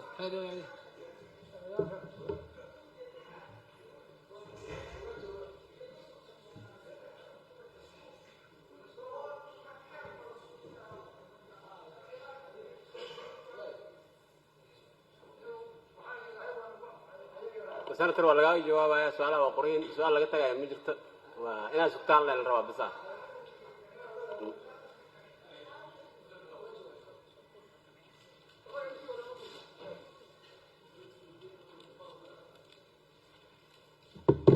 بسم الله مقعي عرفاضة لهذا شرعي قانك هي أقونسي ديوان كلينتا قرانكا iyo wasaaradda arrimaha gudaha mahadsanid guddoomiye iyo senatarada sharafta badan afartii cutub ee dib u eegista dastuurka ee baarlamaanka labada golo ka kooban uu ansixiyey cutubkiisa afraad ayay ku caddahay hay-adaha la dooranayo xeerarka kala duwan ee jamhuuriyadda federaalka soomaaliya cutubkaas wuxuu ka bilowdaa qodobka 46 ilaa qodobka 60aad ugu dambeeya 60kii qodob ee aad wax uga bedesheen dastuurka ku meel gaarka ayuu ka mid yahay halkaas ayay ku caddahay hay-adaha iyo xafiisyada la dooranayo shuruudaha doorashada dhismaha guddiga oo la isu keenay guddiga doorashooyinka guddiga madaxa bannaan ee doorashooyinka qaranka iyo sohdimaha ayaa lagu magacaabay halkaas waxa looga bedelay labadii guddi ee kala jiray ee cutubka 10aad ku jiray ee kala ahaa guddiga xuduudaha iyo federaaleynta iyo guddiga doorashooyinka oo la isu keenay oo dastuurku aad ku ansixiseen inay hal guddi isku noqonayaan 18 xubnood ah iyo qaabka ay ku imaanayaan oo lagu dhisaayo waxaa lagu caddeeyey cutubka afraad ee dastuurka ee aad ansixiseen sida uu sheegay wasiirku baarlamaanka ayaa awood u leh inuu dastuurka ku meel gaarka wax ka bedelo sida ku cad cutubka 15aad ee dastuurka ku meel gaarka ah baarlamaankuna waa ansixiyey wax ka bedelkaas madaxweynuhuna wuxuu ku soo saaray xeer madaxweyne 24 xeerkaasna waxaa lagu daawacay wax ka bedelka dastuurka afarta cutub ah faafinta rasmiga ee dowladda sidaas ayuuna ku yahay dhaqangal sidaas waxaa dhigaya habraacii wax ka bedelka dastuurka ee aad ansixiseen intaan la furin dooda dib u eegista dastuurka oo dhigayay dib u eegistu siday ku dhaqan galayso oo waafaqsan qodobka 136 ee dastuurka ku meel gaarka ah oo ah in guddiga madaxa bannaan ee guddiga la socodka iyo dib u eegista dastuurka oo labada golo ka kooban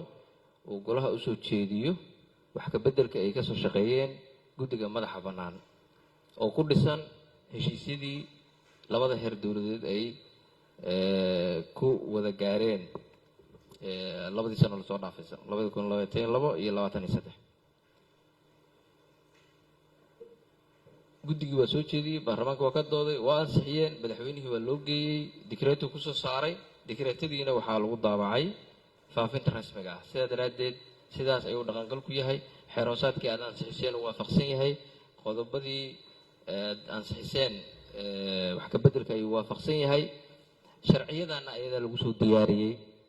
marka qodob kasta oo wax ka duwan qaba oo dastuurka ku meel gaarka ku jira waxa looga bedelay oo wax uga bedesheen baarlamaanka jamhuuriyadda federaalka Soomaaliya afarta cutub ee la ansixiyey gaar ahaan cutubka afraad qodobada aan tilmaanay waa mahadsantihiin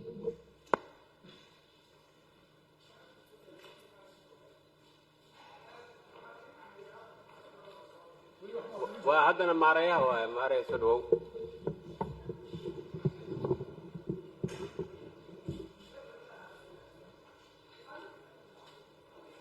aniga kaga jawaabi maayo marka haddaad dabagelaysa adiga ku taallaa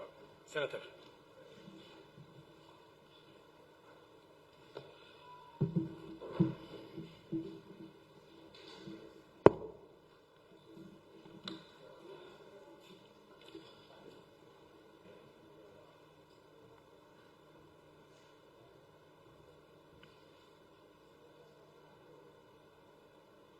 بسم الله الرحمن الرحيم مركل انتود وحان آدي آدو السلام يا قدونك أقل كسرة وحكرا السلام يا سنة هذا شرفت بضن وهلكا فرديو وزير كلمة قدها وزير كحيانك يا دمان أصحابتك انتود وحان لينا يا سؤالو رنتي ما مرك قار إسقاطنا يو يا سنة هذا قار كودي ويديين وحان كبلابا يا سنة عبدولي حافظة آدي هذا أمها سنتر طبعا سات شاكتي سنة كيو هوري أبارت أما الليرو بهالليل هذا دعدي ورنتي فتحات حوجن دلك السمايسي ومقالين بدن السمايسي فتحات داس أما بياس حوجناي ودلك كل فتي وحيد ديرين بقول سيديت اللي سيديت غفات ودلك كردنا لكن أبدا قبلدان باي يبكول يو قبلدا جبوينكا لكن ما كانت تبقى دعين لا قال كايو لكن ما لها أبدا ماشي سيء هذي طبعا نسات شيء توعي أو وح الله لو يحكون مثل كي كرو ولا جيني سيدا إعادة هن هذا قبلدا معنا فوقيين ودوينكي اللي نادو ودوين كرتوا بالبوليسي annaga hadda inta badan ma mari karinba oo hadda hay'adda Sodma inta alaab ka qaado oo magaceeda ku qaado magac dawlad ku qaado wadada Baydhabo marsiiso ilaa Baydhabo ilaa Bardaare geeyma karto marka waxay ku khasban tahay ganacsatada xataa way ka burburtay oo wadooyinka burburay biyaha qaadeen marka inta badan si alaala si lagu gaari kara lagu gaarayay sida aad sheegtane ma marka qaar diyaaraduhu qasab waay maxaa yeelay hadda waxaan ka imid 3 isbuuc ka hor 2 isbuuc ka hor actually waxaan ka imid xudur degmada xudur oo runtii dadka degan ilaa 100 kun kor u dhaafayaan dad kaleentooda ku soo barakacay oo ka yimiday goboladii ay shabaabku qabsadeen oo iyo xatee gobolada kaleentooda xatee shabaabku ay joogaan oo ilaa iyo 40 kun dad dhaafayo ku soo barakacay dadkii yaa joogay waxaa intaas ka daran magaaladu waa go'doon shabaabku waxay u diideen wax alaala wixii galay markaan isku daynay kastoon meesha wax ka gadgadnay haddana waxaad dhammaynaysaa subalaygii magaalada yiilay marka qaar waxaa lagu qasban yahay lacag kastoo haysato iyo wax kastoo haysataa waxaa kaga fiican shaygii aad cuni laheeday marka in marka qaar hawada looga keenaa lagu qasbanaaday laakiin waxaan ilaahay ka rajaynaynaa qolooyinkan dhibka badan lahoo ummadda jeedka ka xiray inuu ilaahay naga dul qaado dabcanna waa rajaynaynaa arrimaha ku saabsan maxaad wax oo sustainable u samay weyseen horaan uga sheegay meeshaan wax allaale wixii tabaraha la samaynayaa oo la qaban karo laakiin ama ha noqoto ceelashii oo dadka wixii loo heli kara ah ama ha noqoto wax allaale wixii loo samay karo dadka ay ku noolaan karaan qorshahaynu wuxuu yahay inaanan runtii gurmadka kaliya halkaa laga samaynin laakiin gurmadka meeshii laga samay lahaa hadda wax allaale wixii la heli kara waxaa laga yaabaa magaalada muqdisho kaliya inay yimaadaan laakiin inaan isku dayno inaan gobolada ku diyaarsano baqaaradii inaan ku diyaarsano wax alaale wixii la heli karo si haddii dhibaatadu ay dhacdaahay meeshaas looga gurmado qorshahayna inoogu jirtaa laakiin dee waxaa la yidhi ma tabaraa la guuraa mase taag marka soomaalidu waxay tiri tabar lama guuri karee taagka la guuro arrinta ku saabsan bariijada kule wasiirkaa ka jawaabay annaga wasaaradda howlaha guuda waxay leedahay dalkan dib u dhiskiisa iyo howlihiisa dabcan dowladdu waa isku wada xiran tahay waana iskaalmaynaysaa waana la shaqaynaynaa inta tabartaynu tahay annaga laakiin emergency-gan ka shaqaynaa markii xaaladdu dhacday waxaan u malaynayaa ay bariijadu dumeen ay wax kasta baaba'een 11 doomoodaan diyaarada ku qaaday oo aan kala geeyey gobolada ay diyaaradu dhibaato ka dhacday oo biyo ay qaadeen waxaan u malaynayaa hal doon oo kamida ayaa hal maalin oo kamida 3 kun soo badbaadisay oo geedaha saaraa marka dabcan doomanka way jiraan meeshay noogu diyaarsan yihiin wax allaale wixii la heli kara meesha lagu diyaarinayaa laakiin markay naqatahay dib u dhiska iyo dibwoodooyinkaas waaweyn iyo howlaheeda waxaan ka rajaynaynaa wasaaradda howlaha guud inay dabcan ay qorshe ka haysato waadna weydiin kartaan annaguna dabcan dowladdu waa iskaalmaynaysaa wixii tabartu ay tahay waa kala shaqaynayna haddii ilaah yidhaahdo haddii wax aan helno oo dee dalkaani dhibaatada haystaa waaweyntahay waxelana waa laga shaqaynaya inkastoo wadooyinkii loo mari lahaa qalabka meesha laga soo deji lahaa dhibaatada dalkan haysataa waxay tahay dalkan in shabaab laga xoreeyo dalkaana shabaab lagu xoreyn oo wadooyinkiisa laysu mari karin horumarka laga shaqay kara aad u xadidan yahay aad iyo aadaan kaga mahadcelinaya senator cabdi axmed dhuxulow dhigdheer aad iyo aad u mahadsan tahay magac bedelka aad ka hadashay runtii waa kaga mahadcelinaya laakiin senator wax yar waxaan ku xasuusinayaa masiibooyinka dalka ka jiro ama hay-addan waxaa la yidhaha hay-adda maaraynta masiibooyinka magac bixintaasna dabcan idinkaa bixiseen oo dabcan baarlamaanadiina bixiseen annaga idoo magacaas lahaa la ii dhiibay sidii aana ku heystaa hadda ka bedelaysaana waxba kama qabo laakiin waxaan rabaa wax yar inaan ku fahansiiyo oo ay tahay dalkan masiiba ma ka jirtaa aniga sanadkii la ii dhiibay dalkan oo sanadkii 2022 aan imiday abaaraa laga badbaaday alxamdulilah oo runtii dowladda oo iska duuban iyo hay-adda sudma hogaaminayso ayaa waxaa laga badbaadaa majaaco laga baqayay ilaa iyo dhowr boqol oo kun ama ay disho milyan xatii gaarto ayay markii hore noola sheegay ilaahay waa naga badbaadiyey laakiin waxaan kaa daba geynayaa waxay dishay 40 kun oo ayay dishay oo dad ah 40 kun oo abaaro ay dishay waa dareemi kartaa aniga ma aqaano masiibada ka weyn oo 40 kun inay kaa disho oon iyo gaajo ay kaa disho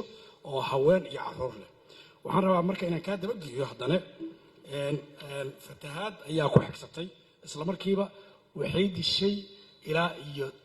waxaan diiwaan gelinay ilaa iyo 11 qofood waa masiibo kalantood meeshii dad ku dhinto annaga masiibaan u naqaanaa hay-addu waxa masiibada ay la tacaalaysa kaliya maaha fatahaad iyo wixii qarax zoobe la yidhaha zooba 2 oo oktoobar 29 dhacay ayaa jiro qaraxaasi waxaa mataqaanaa ku dhaawacantay 334 qofood waxaana ku dhimatay 113 qofood hadda waa dareemi kartaa annagaana ka shaqaynaynay xanuunka ay leedahay iyo dhibaatada ay leedahay marka anaga waxaan aaminsanahay masiibooyin dalkan oo runtii culculusa ka dhaco marka magacaad u bixinaysa laakiin adiga laga rabaa dhaawacyo dadka qaraxyadu ay ku gaareen oo gobollada oo ama ilaa iyo mataqaanaa ay nimankaanu ay dhibaatadii laga waday meeshii laga xoreynayay beledweyne 22 qofoodaan ka soo qaadno dhaawaceed oo runtii qaraxyo lagu geystay maxaas 32 qofoodaan ka soo qaadnay buulo burto 7 qofoodaan ka soo qaadnay jallaqsi 7 qofoodaan ka soo qaadnay garbahaarey 10 qofoodaan ka soo qaadnay baar dheere waxaan ka soo qaadnay 13 qofood dee waxaad dareemi kartaan ma marka qaarna dagaalada ama meelaha ay dhibaatadu ka dhacdo sida laascaanood kalantood 185 qofood oo dhaawaca laga keenay waxaad dareemi kartaa marka dalka soomaaliya ama ha naqato masiibo oo mataqaanaa rabaaniya oo ay abaartu iyo sababta ha naqato iyo fatahaadu ama masiibo ay sababta ha naqato gacantaynu sababto qaraxa iyo dhibaatada nagula sameynaya ha naqato ama qabiilada isdilaya ha naqato dabcan haddana taad qabiilka wasiirada weydiinayseen dabcanna waa hawsha naga rabo kulli guud ahaan inaan ka shaqeyno marka wasiirka senator dabcan waxaan rabaa hadda inaan xaaladda hadda ay taagan tahay inaan ku fahansiiyo oo dalka soomaaliya oo xaaladda hadda uu ku jiro dabcan inay masiibo tahay in kalentona ninka kala qeexi doontiin 6.9 milyan ama 6 milyan iyo 900 kun ayaa waxay u baahan tahay in la quudiyo oo maanta u baahan in wax la siiyo waxa waaye 5.2 milyan ama 5.2 ayaa waxay u baahan tahay iyadana in degdeg loo gaaro oo macnaha kuwa u baahan maahan kuwa ugu sii baahida badan ay tahay 4 milyanoo ka mida waxay mataqaanaa waxaynayaan cunayari gaajo ah ayaa mataqaanaa dalka oo wajahaya intaas dadka waxaa waayay 1.7 milyan waa caruur waay oo mataqaanaa waxa waaye malnutrition ay ka dareensan tahay 3.9 ama 4 milyan dad ku dhow waxay ku nool yihiin displacement ama waxa waaye IDPs waay marka dabcan xaaladda dalku ku jirto waa xaalad runtii aad iyo aad u xanuun badan oo dabcan nagala rabo guud ahaantaynaba inaan ka shaqayno si aan masiibadan uga baxnane waxaan u baahannahay wada jir oo mataqaanaa isku duubni ama ha naqato in cadowga laga baxsho oo si dadka loogu kaalmay kale la gaarsiiyo beerahooda looga shaqeeyo wax walba looga shaqeeyo aad iyo aadaan marka arrintaasi kaga mahadcelinayaa senator waana ku mahadsan tahay waxaan rabaa inaan senator cabdinaasir aad iyo aad u mahadsan yahay dabcan hay-adda iyo waxqabadkeeda ka hadlay iyo ammaanteeda waa kaga mahad celinaynaa senator waxaad sheegtay waxyaabaha ay tahay in mataqaanaa xalal waara la sameeyo iyadana qorshahay noogu jirtaa diyaaradaha la keenaya mar kalentood waxaa idinkugu celinayaa meel aan diyaarad looga baahnayn diyaarad looma kariyo diyaaradda waxaa loo kiriyaa kaliya meel ay cunnadu ka xiran tahay oo shabaabku ay go'doomiyeen ama meel aan la gaari karin laakiin meel allaala meeshii ama dhul laga tigi karo ama si kale loo tigi karo doom lagu tigi karo waa la tagaa marka aadaan kaga mahadcelinaa senator duniyo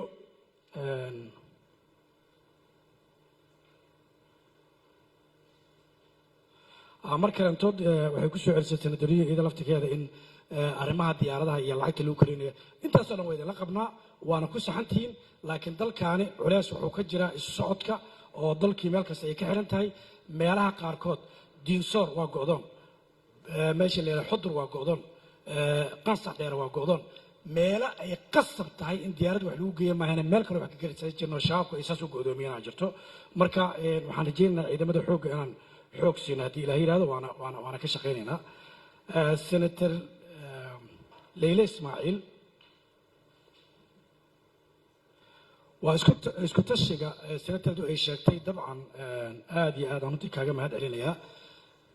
waxaan rabaa runtii senatarada inaan mid ku celiyo ilniinadii markay dhacday waxaan tv-ga ka fiirsaday inaad isu tagteen inaad lacag aruurinaysaan inaad hay-adda maaraynta masiibooyinka ku kaalmaynaysaan aniga lacagtaas ima soo gaarin weli meel aad geyseen aniga ma aqaan haddaad idinka hormiseen idinkaa sheegaysaan laakiin waxaa la rabaa say senataradu sheegtay qacanta tuugsiga ahoo bannaanka loo aadayo waxaa ka khayr badan qacantayna marka horta annagu inaan intaan wax iska jarno dadka soomaalida la baro oo laga shaqeeyo inay iyagu ay isku tashadaan marka annaga waa idinla fadhinaa waxaa jira sanduuq la yidhaahdo sanduuqa hay-addu ay leedahay oo sharciyeysan sanduuqaasina mar dhow in la howlgeliyaan rabnaa waxaan rabnaa ummadda soomaaliyeed meel kasoo joogtaa inay sanduuqaasi wax ku shubto dabcanne annagu aan isku tashanno waxayna marka senator waa kaga mahad celinayaa waxaan rabnaa haddii la yidhaahdo aqalka hoose oon waagaas tegane waxaan ka codsaday inay noo bilaabaan iyagu aqalka sarena warkaasi waa hayay kulley dabcan waxaan rajaynayaa inay hadday idinku maqantaana idinka timaan doonto laakiin aad iyo aadaan kaga mahad celinayaa waxaan aad iyo aad ugu mahad celinayaa senatarada dhammaan haddaan dabcan aan wax ka tegey waa ka cudur daaranayaa laakiin waxaan rabnaa haddii ilaahay yidhaahdo qacmo wada jiray wax ku qabtaan dalka soomaaliya abaar aan haraynin ayaa nagu soo naqatay fatahaadaan nagu soo naqatay dagaalada qabiiladu waxay keenayaan hadda waxaan u malaynayaa luuq dagaal ka dhacay wuxuu soo barakacshay dad gaarayo 40,000 oo soo barakacshay oo degmada soo gaaray deegaano kale soo gaaray muhiimaddu waxay tahay yes dhibka jiraahay wuu weyn yahay laakiin waa inaan dagaalada qabiiladana ka hortagno shabaabka lagala diriro annaguna isku duubni samayno wax kastaana siyaasadda ay ka fulmaan aad iyo aad aan kaa mahad celinaya waa mahadsan tahay wasaaradda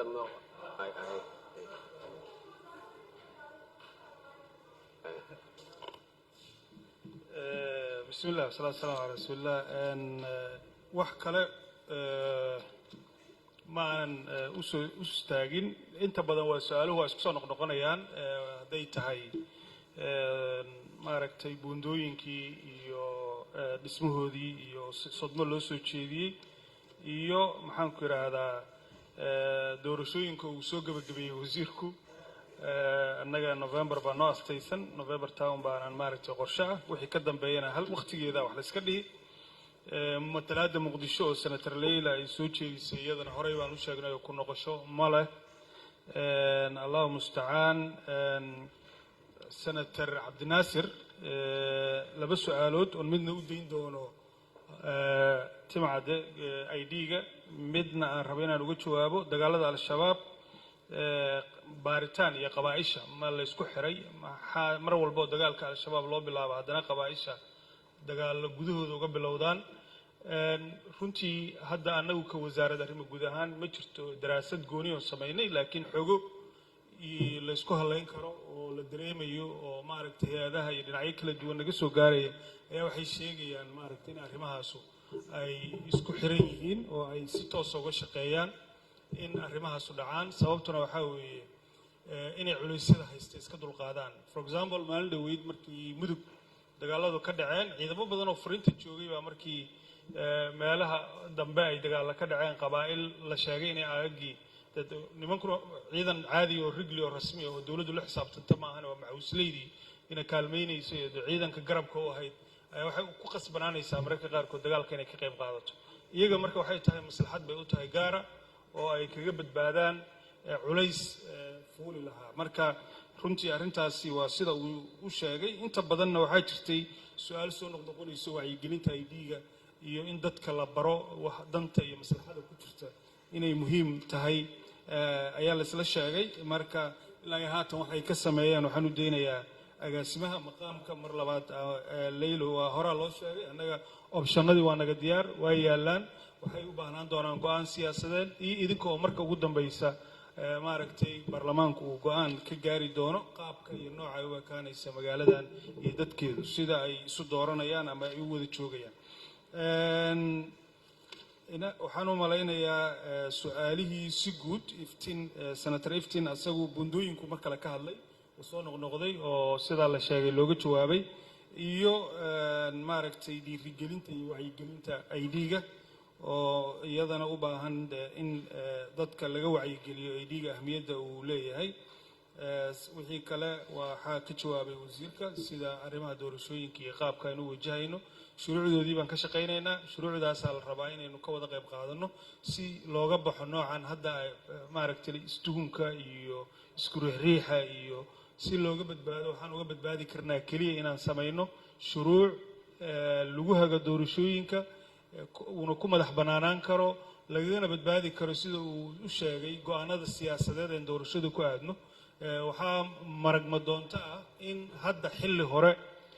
la aaday oo sidii dhici jirtay aan sanadka ugu dambaysa doorashadii la bilaabinay aynu xilli hore sanadkan ka doodideeda iyo ka hadalkeeda iyo ka shaqaynta shuruucdeeda xilli lagu diyaar garoobi karo oo aad iyo aad u wanaagsan oo dhammaanteen haddaynu ka wada shaqaynana la najixin kara ayaa la sameeyey marka aad baad u mahadsantihiin sida wanaagsan aan maaragtay maanta munaasabadan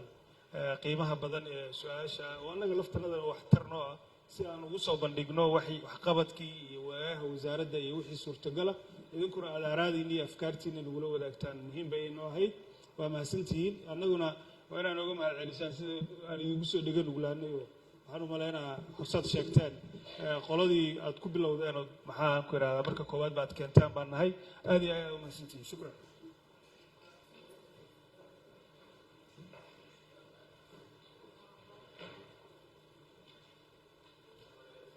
wasaaradda ayaa weli socota jawaabaheeda bixinaysa osog waa usog horta ayaa dhammaydaan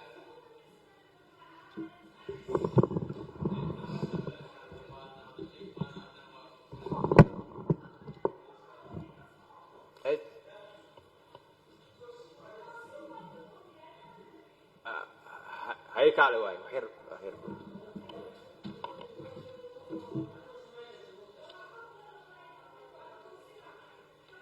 toosin hadda laba eray noqonaysaa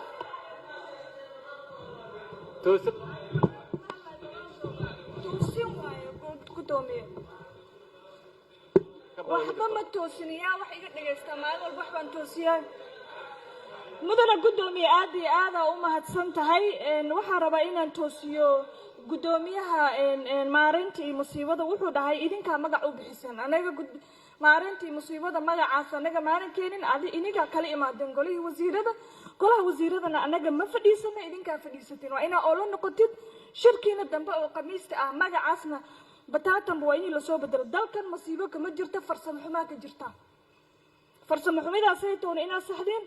aad baana oga danqada oogana xumaada inaa inta iisoo istaagtay ii dhahdid 6.5 milyan dada gaajo laga yaabaa inay u dhintaan ama u dhinteen anagoo dalkeena maanta deeq aana oga baahnayn dal shisheeyo anagoo intaasoo dalkeena very fertile waan gudoomiye dalkeena anaga uma baahnin deeq shisheeyo waxaa u baahana farsamada oo ah dadka intaa lacag ku tuugsan lahayd inaan usoo gadno fertilizerka dadka la tusiyo beerahaasay u fashaan dalkeena waa dal barwaaqo ah in dadkii xoolaha ka dhamaaday lagu kor tuugsanin xoolo loo iibiyo marka gudoomiye ani intaasaan toosina arrintaasna waa arrin muhiim ah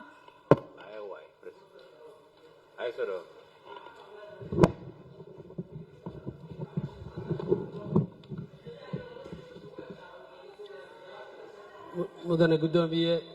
senatarada wasiirka wasiir ku-xigeenka dhammaan mar labaad assalaamu calaykum waraxmatullahi wabarakaatu waa u mahad celinayaa senataradii kala duwanaa ee halkan talooyinka iyo su-aalaha nagu weydiiyey haddaan ku bilaabo senator cabdi xasan dhuxulow cabdi axmed dhuxulow iga raallohow su-aashiisa la xiriira ilaalinta xogta waa ku waafaqsanahay waa arrin muhiima waxaan rabaa senatore inaan ku maaragtay ku ballan qaadno in arrintaas xogta dadkeenu ay xafidan tahay waxaana maaragtay ay ku caddahay habraaca loo ilaalinayo qodobka 25aad xeerka aqoonsiga faldambiyeedyada ka dhalan karana qodobka 28aad ee xeerka aqoonsiga iyo diiwaangelinta ayay ku caddahay waxaan rabaa inaan kaloo xuso ugana mahad celiyo senatarada inay ansixiyeen xeerka ilaalinta xogta dadka Soomaaliyeed 2023 xeerkaas laftigiisa wuxuu maaragtay hagayaa sida loo ilaalinayo xogta dadkeena wuxuu ahaa xeerar inoo muhiim ahaa inaan kana dhimanaa marka taas habraacaas ayaan raacnaa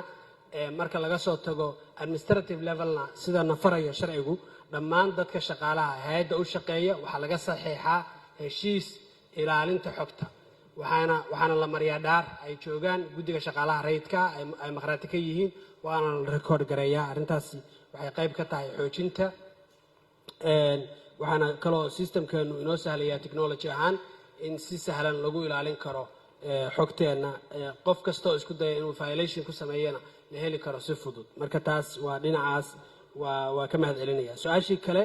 oo ka timi senator iftin basto iyo senator aadan cabdinaasir ee wacyigelinta la xiriirtay waxaan rabaa inaan si kooban aan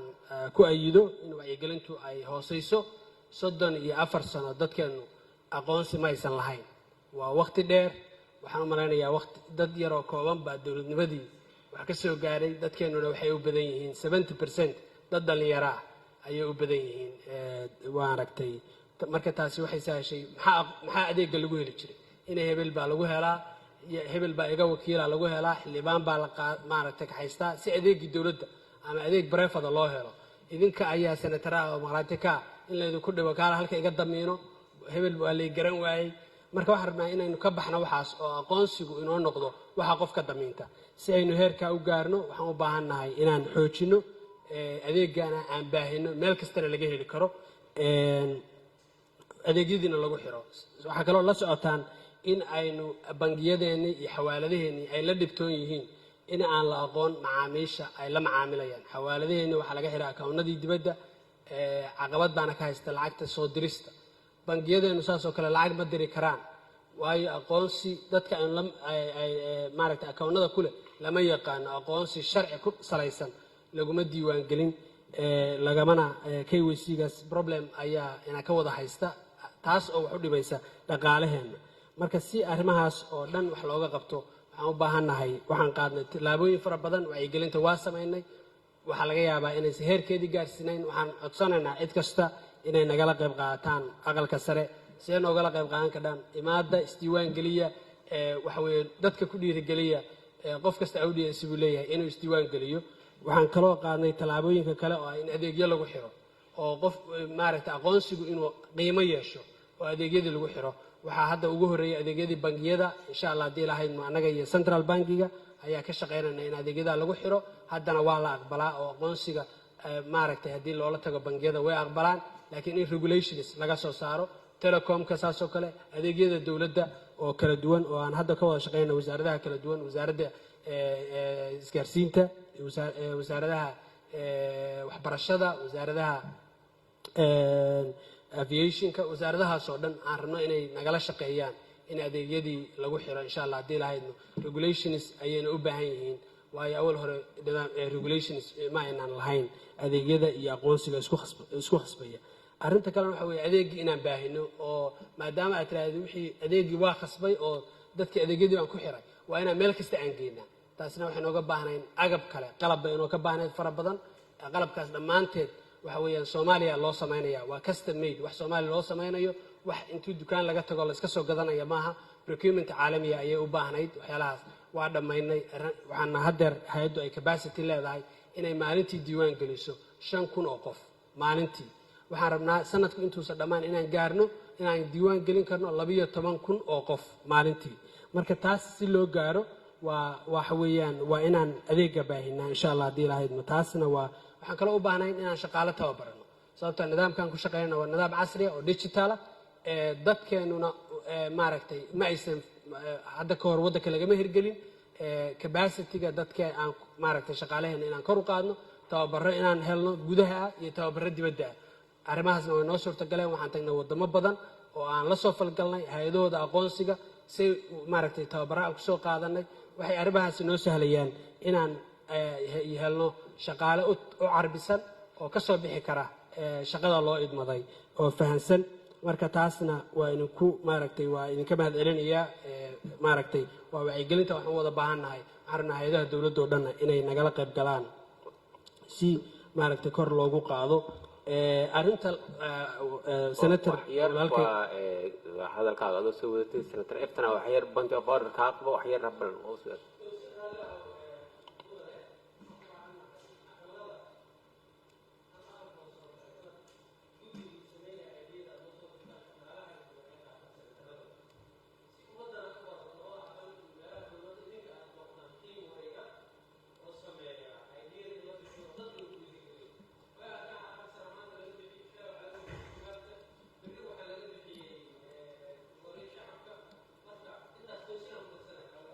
aad baa u mahadsantahay senatore noodkaasna waa qaadanay insha Allah haddii ilaahay idmo tiimam gurguraa jira waa kala shaqaynaynaa xogaynta waa arrintaas haddii ilaahay idmo waa taladaas waa qaadanay arrinta senator aadan cabdinaasir uu ka hadlayay wacyigelintii la xiriirtay I think inaan wacyigelintii si fiican u adres gareeyay waa arrintaas waa arrin jirtay bay ahayd insha Allah haddii ilaahay idmo waa arrin u baahan processna qaadanaysa 34 sano waddan aan lahayn aqoonsi in hal mar overnight waxba iskuma bedeli karaan arrinta la xiriirta fahanka u baahan ee waraaqaha kala duwanaanshaha waraaqda dhalashada national ID-ga baasaboorka arrintaa waxaan rabaa inaan dul istaago waa arrin dadku inta badan lagu wareero dukumentiyada waa dukumentiyo sharciya oo jira oo qof kastoona uu baahan yahay marka ujeedadeeda maaragtay ujeedadeeda uu baahan yahay tusaale ahaan waraaqda dhalashada way caddaysaa qof inuu dhashay oo meel ku dhashay waqtigaasuu dhashay ayay caddaysaa maaragtay waana loo baahan yahay waa dukumenti dowladeed in meel kasta laga helo degmooyinka oo dhanna available ay ka tahay xarumaha caafimaadka laga helo waa dukumenti sharciya waxaana ka jira sharciga daddigista la yiraahdo wuxuuna la ansixiyaan maranayaa waa sharci muddo lagu soo dhaqmayay 1953 ayaa sharciga daddigista la sameeyey oo Soomaaliya ay ku dhaqmaysay dib looma eegin hadda dib loo eegay waxaan u maleynayaa inuu aqalka sare ku soo socdo dib eegistiis waa waraaqdaas marka waraaq documenti jira ma loo isticmaalaa ujeedooyin aan ahayn ujeedooyinka loo qaatay yes maadaama national ID-guusa jirin waxaa laga yaabaa in mararka qaybtood in loo isticmaalo aqoonsi ahaan sida caadigaana ma ahayn in aqoonsi loo isticmaalo national ID-gu waa documenti sharciga saas oo kale maaragtay looguna talagalay inuu qofka caddeeyo maaragtay jiritaankiisa adeegyadana uu ku helo adeegyada dowladda kuwa aan dawliga ahayn safarka gudaha hadda waxaad ka warhaysaan safarkeena gudaha qofku tigid buu ku safraa ma ku safro maaragtay documenti kuma safro sida caalamiga ahna standardku waxa weeye qofku inuu documenti ku safro oo national ID-ga uu ku safro qofku hadduu ka soo baxayo magaalada dhuusamareeb oo muqdisho imanayo waa inuu yahay qofkii oo uusan isbedelin jiritaankiisa oo micnaha qofeed ama xogtiisa laakiin hadda waxaa suurtagala qofku inuu meeshuu doono tegi karo oo xogtiisa uu si fudud uu ku bedelan karo marka taas waxaan aaminsanahay caqabadaha waddankeena haysta weeye aynu kaga bixi karno aqoonsiga insha Allah haddii ilaahay baasaboorka iyo ID-giisa baasaboorku waa documenti sharciya isaguna oo jira waxaana loogu talagalay in lagu safro oo dibadda loogu baxo waa documenti caalamiya oo la isla aqoonsan yahay waddan kastana uu leeyahay waxaana qaata dadka inta badan safra oo dibadda u baxa baasaboor ID-guna waa functional ID waxa inta badan wadamadu qaybna waa leeyihiin qaybna ma laha waxa weeyaan wuxuu ka turjumayaa xogta baasaboorka ku qoran ayuu ka turjumaa waa functional ID national ID ma taasna waxaan rabaa inaan caddeeyo ID-yada kale ma jiri karaan ID-yo fara badanaa jiri kara ID-ga caafimaadkaa jiri kara ID-ga waxbarashadaa jiri kara ID-ga shaqaalaha jira dhammaantood waxaa la yidhahdaa functional IDs waxaa la rabaa in national ID-gu uu u noqdo foundation si gurigan markii la dhisayay asaaska loogu sameeyey waxaa la rabaa inay dhammaantood ku xirmaan national ID-ga oo aniga hadda driver license haddii loo baahan yahay qofku waa inuusan driver license iska soo qaadan waa inuu soo tagaa national ID number soo qaataa numberkaasi waa in lagu xiraa driver license qofka hadduu baasboor u baahan yahay waa inuu national ID number soo qaataa baasaboorka uu ku helaa hadduu u baahan yahay mid caafimaad kaar caafimaad ama insurance waa inuu saasoo kale national ID soo qaataa oo lagu xiraa adeegii taas marka maxay noo sahlaysaa qofku in la yaqaano chainkiisoo dhan adeegyadiisoo dhan inay isugu xiran yihiin meelay ka bilowdaan meelay ku dhammaadaan ay maaragtay leeyihiin hadda national ID-ga aan bixinano waa 11 number oo randomizer ah waana lifetime hal mar baa qaadan kadhaa 2 jeer ma qaadan kadhid hal mar baa qaadan kadhaa wuxuuna ku dhacayaa markaad dhimatid ya marka la soo report gareeyo 3 bilood gudahood markaad dhimatid oo data certificate-kaaga la keeno ayaa la deactivate garayn karaa inta kale numberkaas waa number aad leedahay oo khaas ku ah oo adeegyadaada oo dhan ay kugu xiran yihiin ya ilaalintiisana qof kasta mas'uuliyad ay ka saaran tahay inaad numberkaaga meel khaldan aad ku publish garayn inaad qofka khaldan la share garayn sababtoo waa numberka shakhsiga deetadaada oo dhan lagu maap gareeyay marka taas waxaan rabaa inaan saas u cadeeyo dokumentiyadaas saas ay u kala duwan yihiin waa dokumentiyo sharciyo kala jira laakiin mid kasta wuxuu leeyahay ujeedo u gooniya hadda maadaama dokumentiyadeenu ay kala horeeyeen waa laga yaabaa in mid kasta loo isticmaalo ujeed aan ahayn insha Allah haddii ilaahay ma wixiina ka khaldanna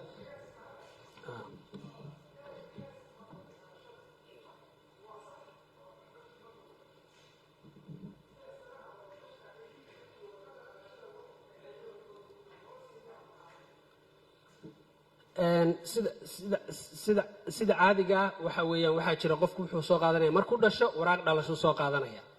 marka uu dhasho waraaqdiisa dhalashada ayuu wuxuu ku helayaa national ID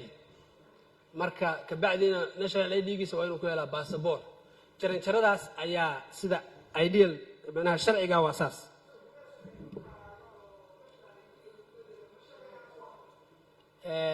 horta tesaruhu wuxuu ahaa tesar terminology talyaani aan u malaynayo inuu yahay oo dowladdii dhexe ay isticmaali jirtay anagrafia la dhihi jiray intii ka horeysay dowladdii maaragtay dowladdii intaynan xornimada qaadan markaas waxay ku salaysnayd anagrafiyadaasi xamar keliya laga bixin jiray waddanko dhanna kuma baahsanayn laakiin hadda national ID-gan waxa weeye waa national ID qof kasta oo Soomaaliya iyo meel kasta uu ka qaadan karo dhalashada marka la qaadanayo raalli ahaw senator dhegdheer raalli ahaw adiga wixii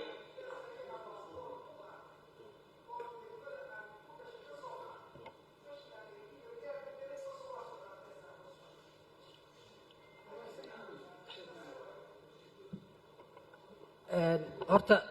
waxaan ka hadlayo waa wax sharciyeed ku salaysan waxaan ka jawaabi karaa wixii sharciyeed ku salaysan wixii politicsa waxaan u deenayaa wasiirka waxaa jira 3 documenti waxaa la yidhaha waraaqda dhalashada dad dhigista ayaa iska leh documentina waxaa la yidhaha national ID waa aqoonsiga qaran oo qof kasta uu leeyahay labadaas documenti ayaa jira documentiga soo raaci kale oo sharcigan waxa waa baasaboorka oo dadka safraya loogu talagalay 3 documenti ayaa jira documenti kale hadduu jiro adaa noo sheegay kara may agaasimo senator su'aalaha waa weydiisay may nidaamkina ilaalno waa meesha su'aal ma ku furno senator dhagdheer kuma furno su'aalaha waad weydiisay meesha laguma sheekeysanayo annaga ma sheekeysanayo nidaamkan ilaalnana qof walba senator suraashi niidis ku soo dhacday right away isla marka hore loogu jawaabo inuu isku dayo maaha marka nidaamkan ilaalinayna su'aasha hadda su'aaliyaha ka jawaab agaasamaha u daaya haddaa rabtaan hadda su'aashi in ku soo dhacdo inaad hore laga jawaabana taas ma suurtagelayso bounty border ma furno waa horta waa inuu dhamaysto waay ya sidaas maaha waa nidaamka ilaali senator bounty order aniga maxay igu weydiinaysaa hadda waay aywaad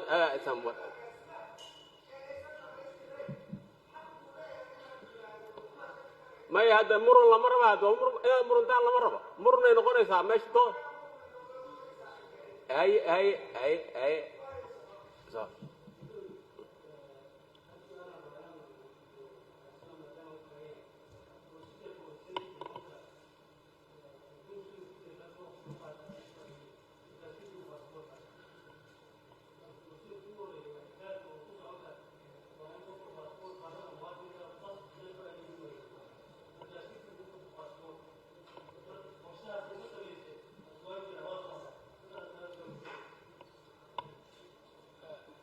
قاسم هو سؤالي هراء دولة وكجواب ساعة هدي بونت برا كساد كسيدنا عادي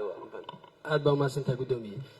waa qorshahaas waa socdaa baasaboorka wuxuu ka mid yahay adeegyada dowladda ay bixiso oo socda ay tahay in lagu xiro waxaa keliya oo aan sugaynaa aan xarumaha uu baasaboor ka baxo oo dhan annagana aan tagno si maaragtay meel kasta qofka baasaboor uu ka qaadanayo oo ID-gana uga heli karo marka taas waa qorshe socda marka ID-gu waa inuu meesha xaruntii uu tagaa qofku ID-gii soo qaataa marka baasaboorka lagu xiraa marka qorshahaas waa socda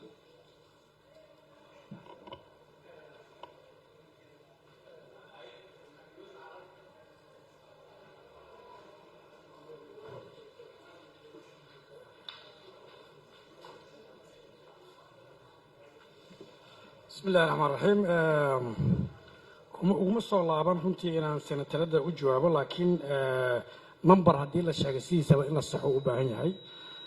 سنة ثلاثة شرفت له ما أهن مدهن لحمل يسقال بقلا لما ترى مدهن إلهي دبكاسي نجاح يو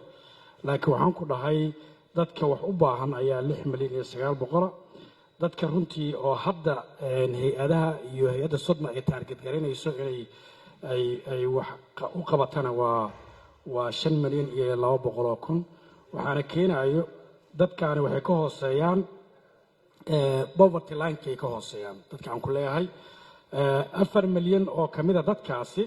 waxa waaye cunno yari zaa'id ahaa jirto ahayso waxayna u baahan yihiin in caawin joogto aan la daba taagnaado dadkaas waxaa ka mid ahaan ku dhahay 1 milyan iyo 700 oo caruur ah oo runtii iyagana dhibka mataqaanaa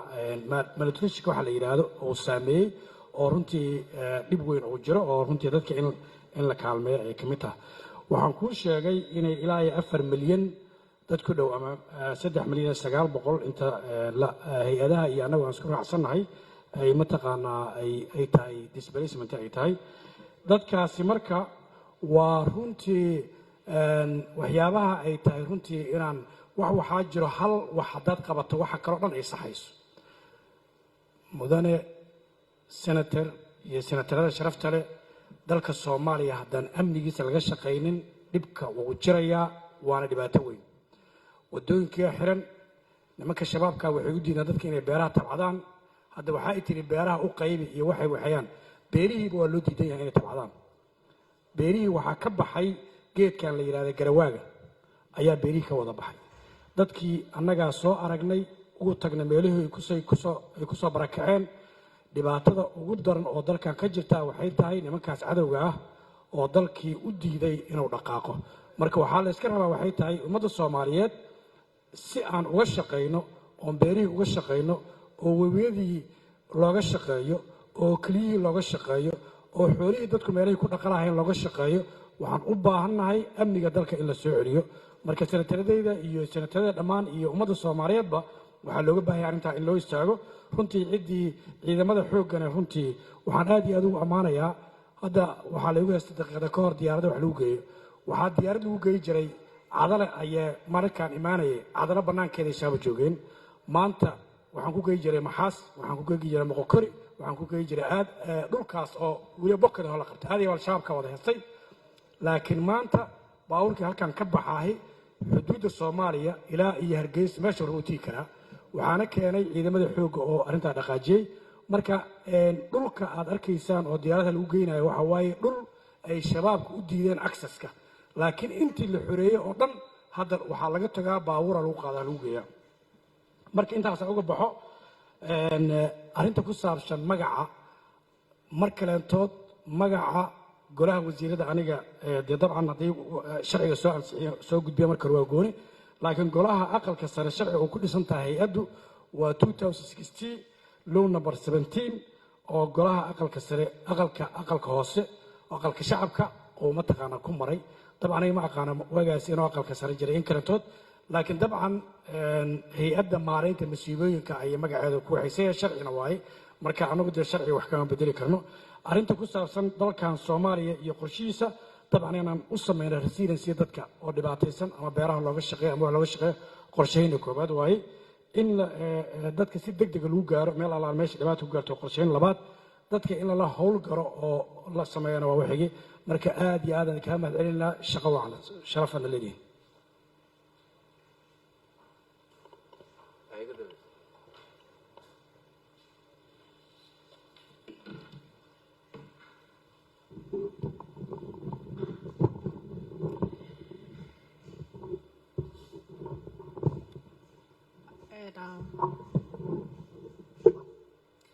waxaa dib ugu soo noqday su-aasha senator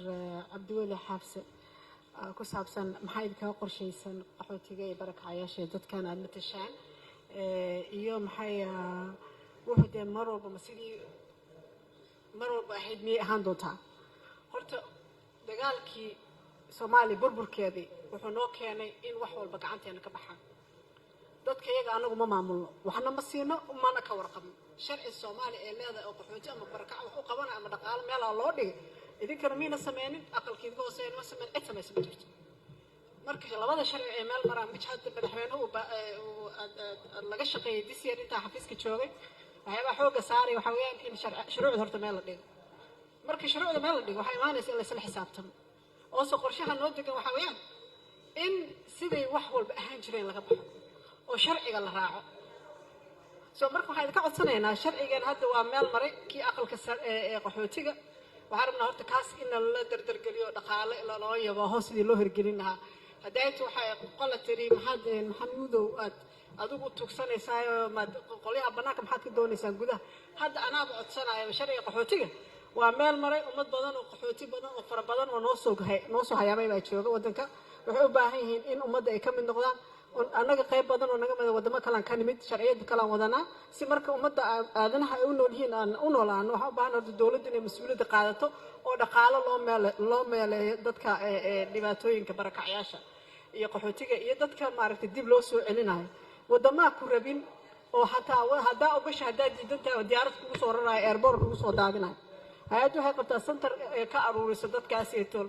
dhaqaalo uma hayaan ku waxee laakiin haddii hadda isla meel dhigno dhaqaalahaasiyto oo shuruucda ay meel maraan waxaan helaynaa in shuruucdaasiytoole ayna caawiyaan sharciga barakacayaasha aqalka hoosu yaalla akhriskii labaadu maraa wixii su-aalo la qabay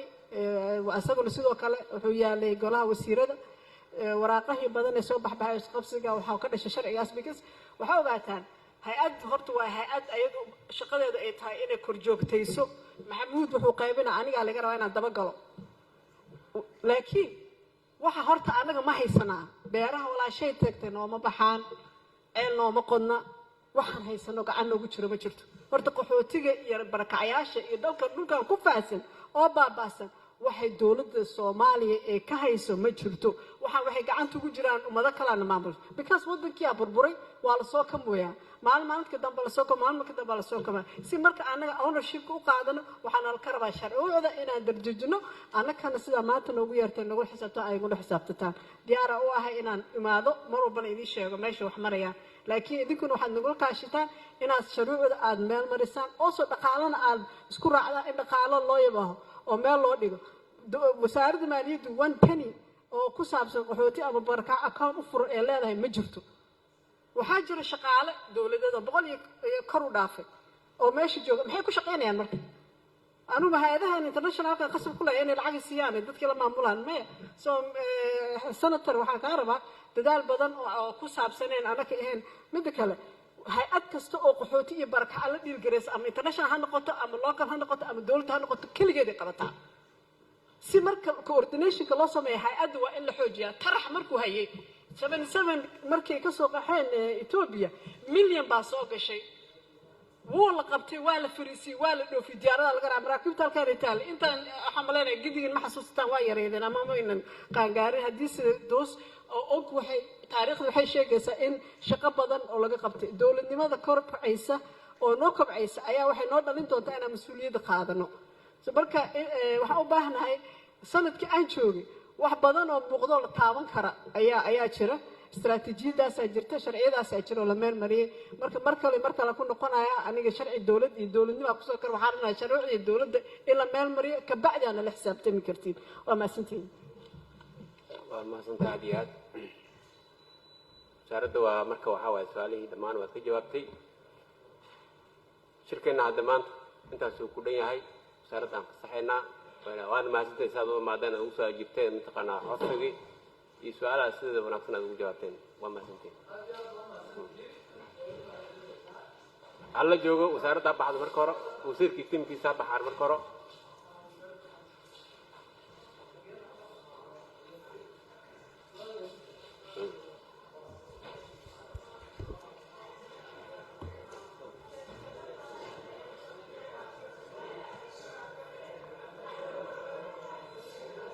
hal la sugo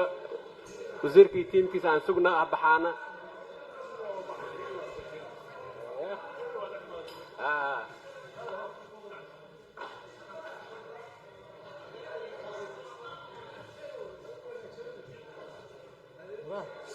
hadee shirkeennana maanta intaasuu ku egyahay fadhigayna waa noo xiran yahay ya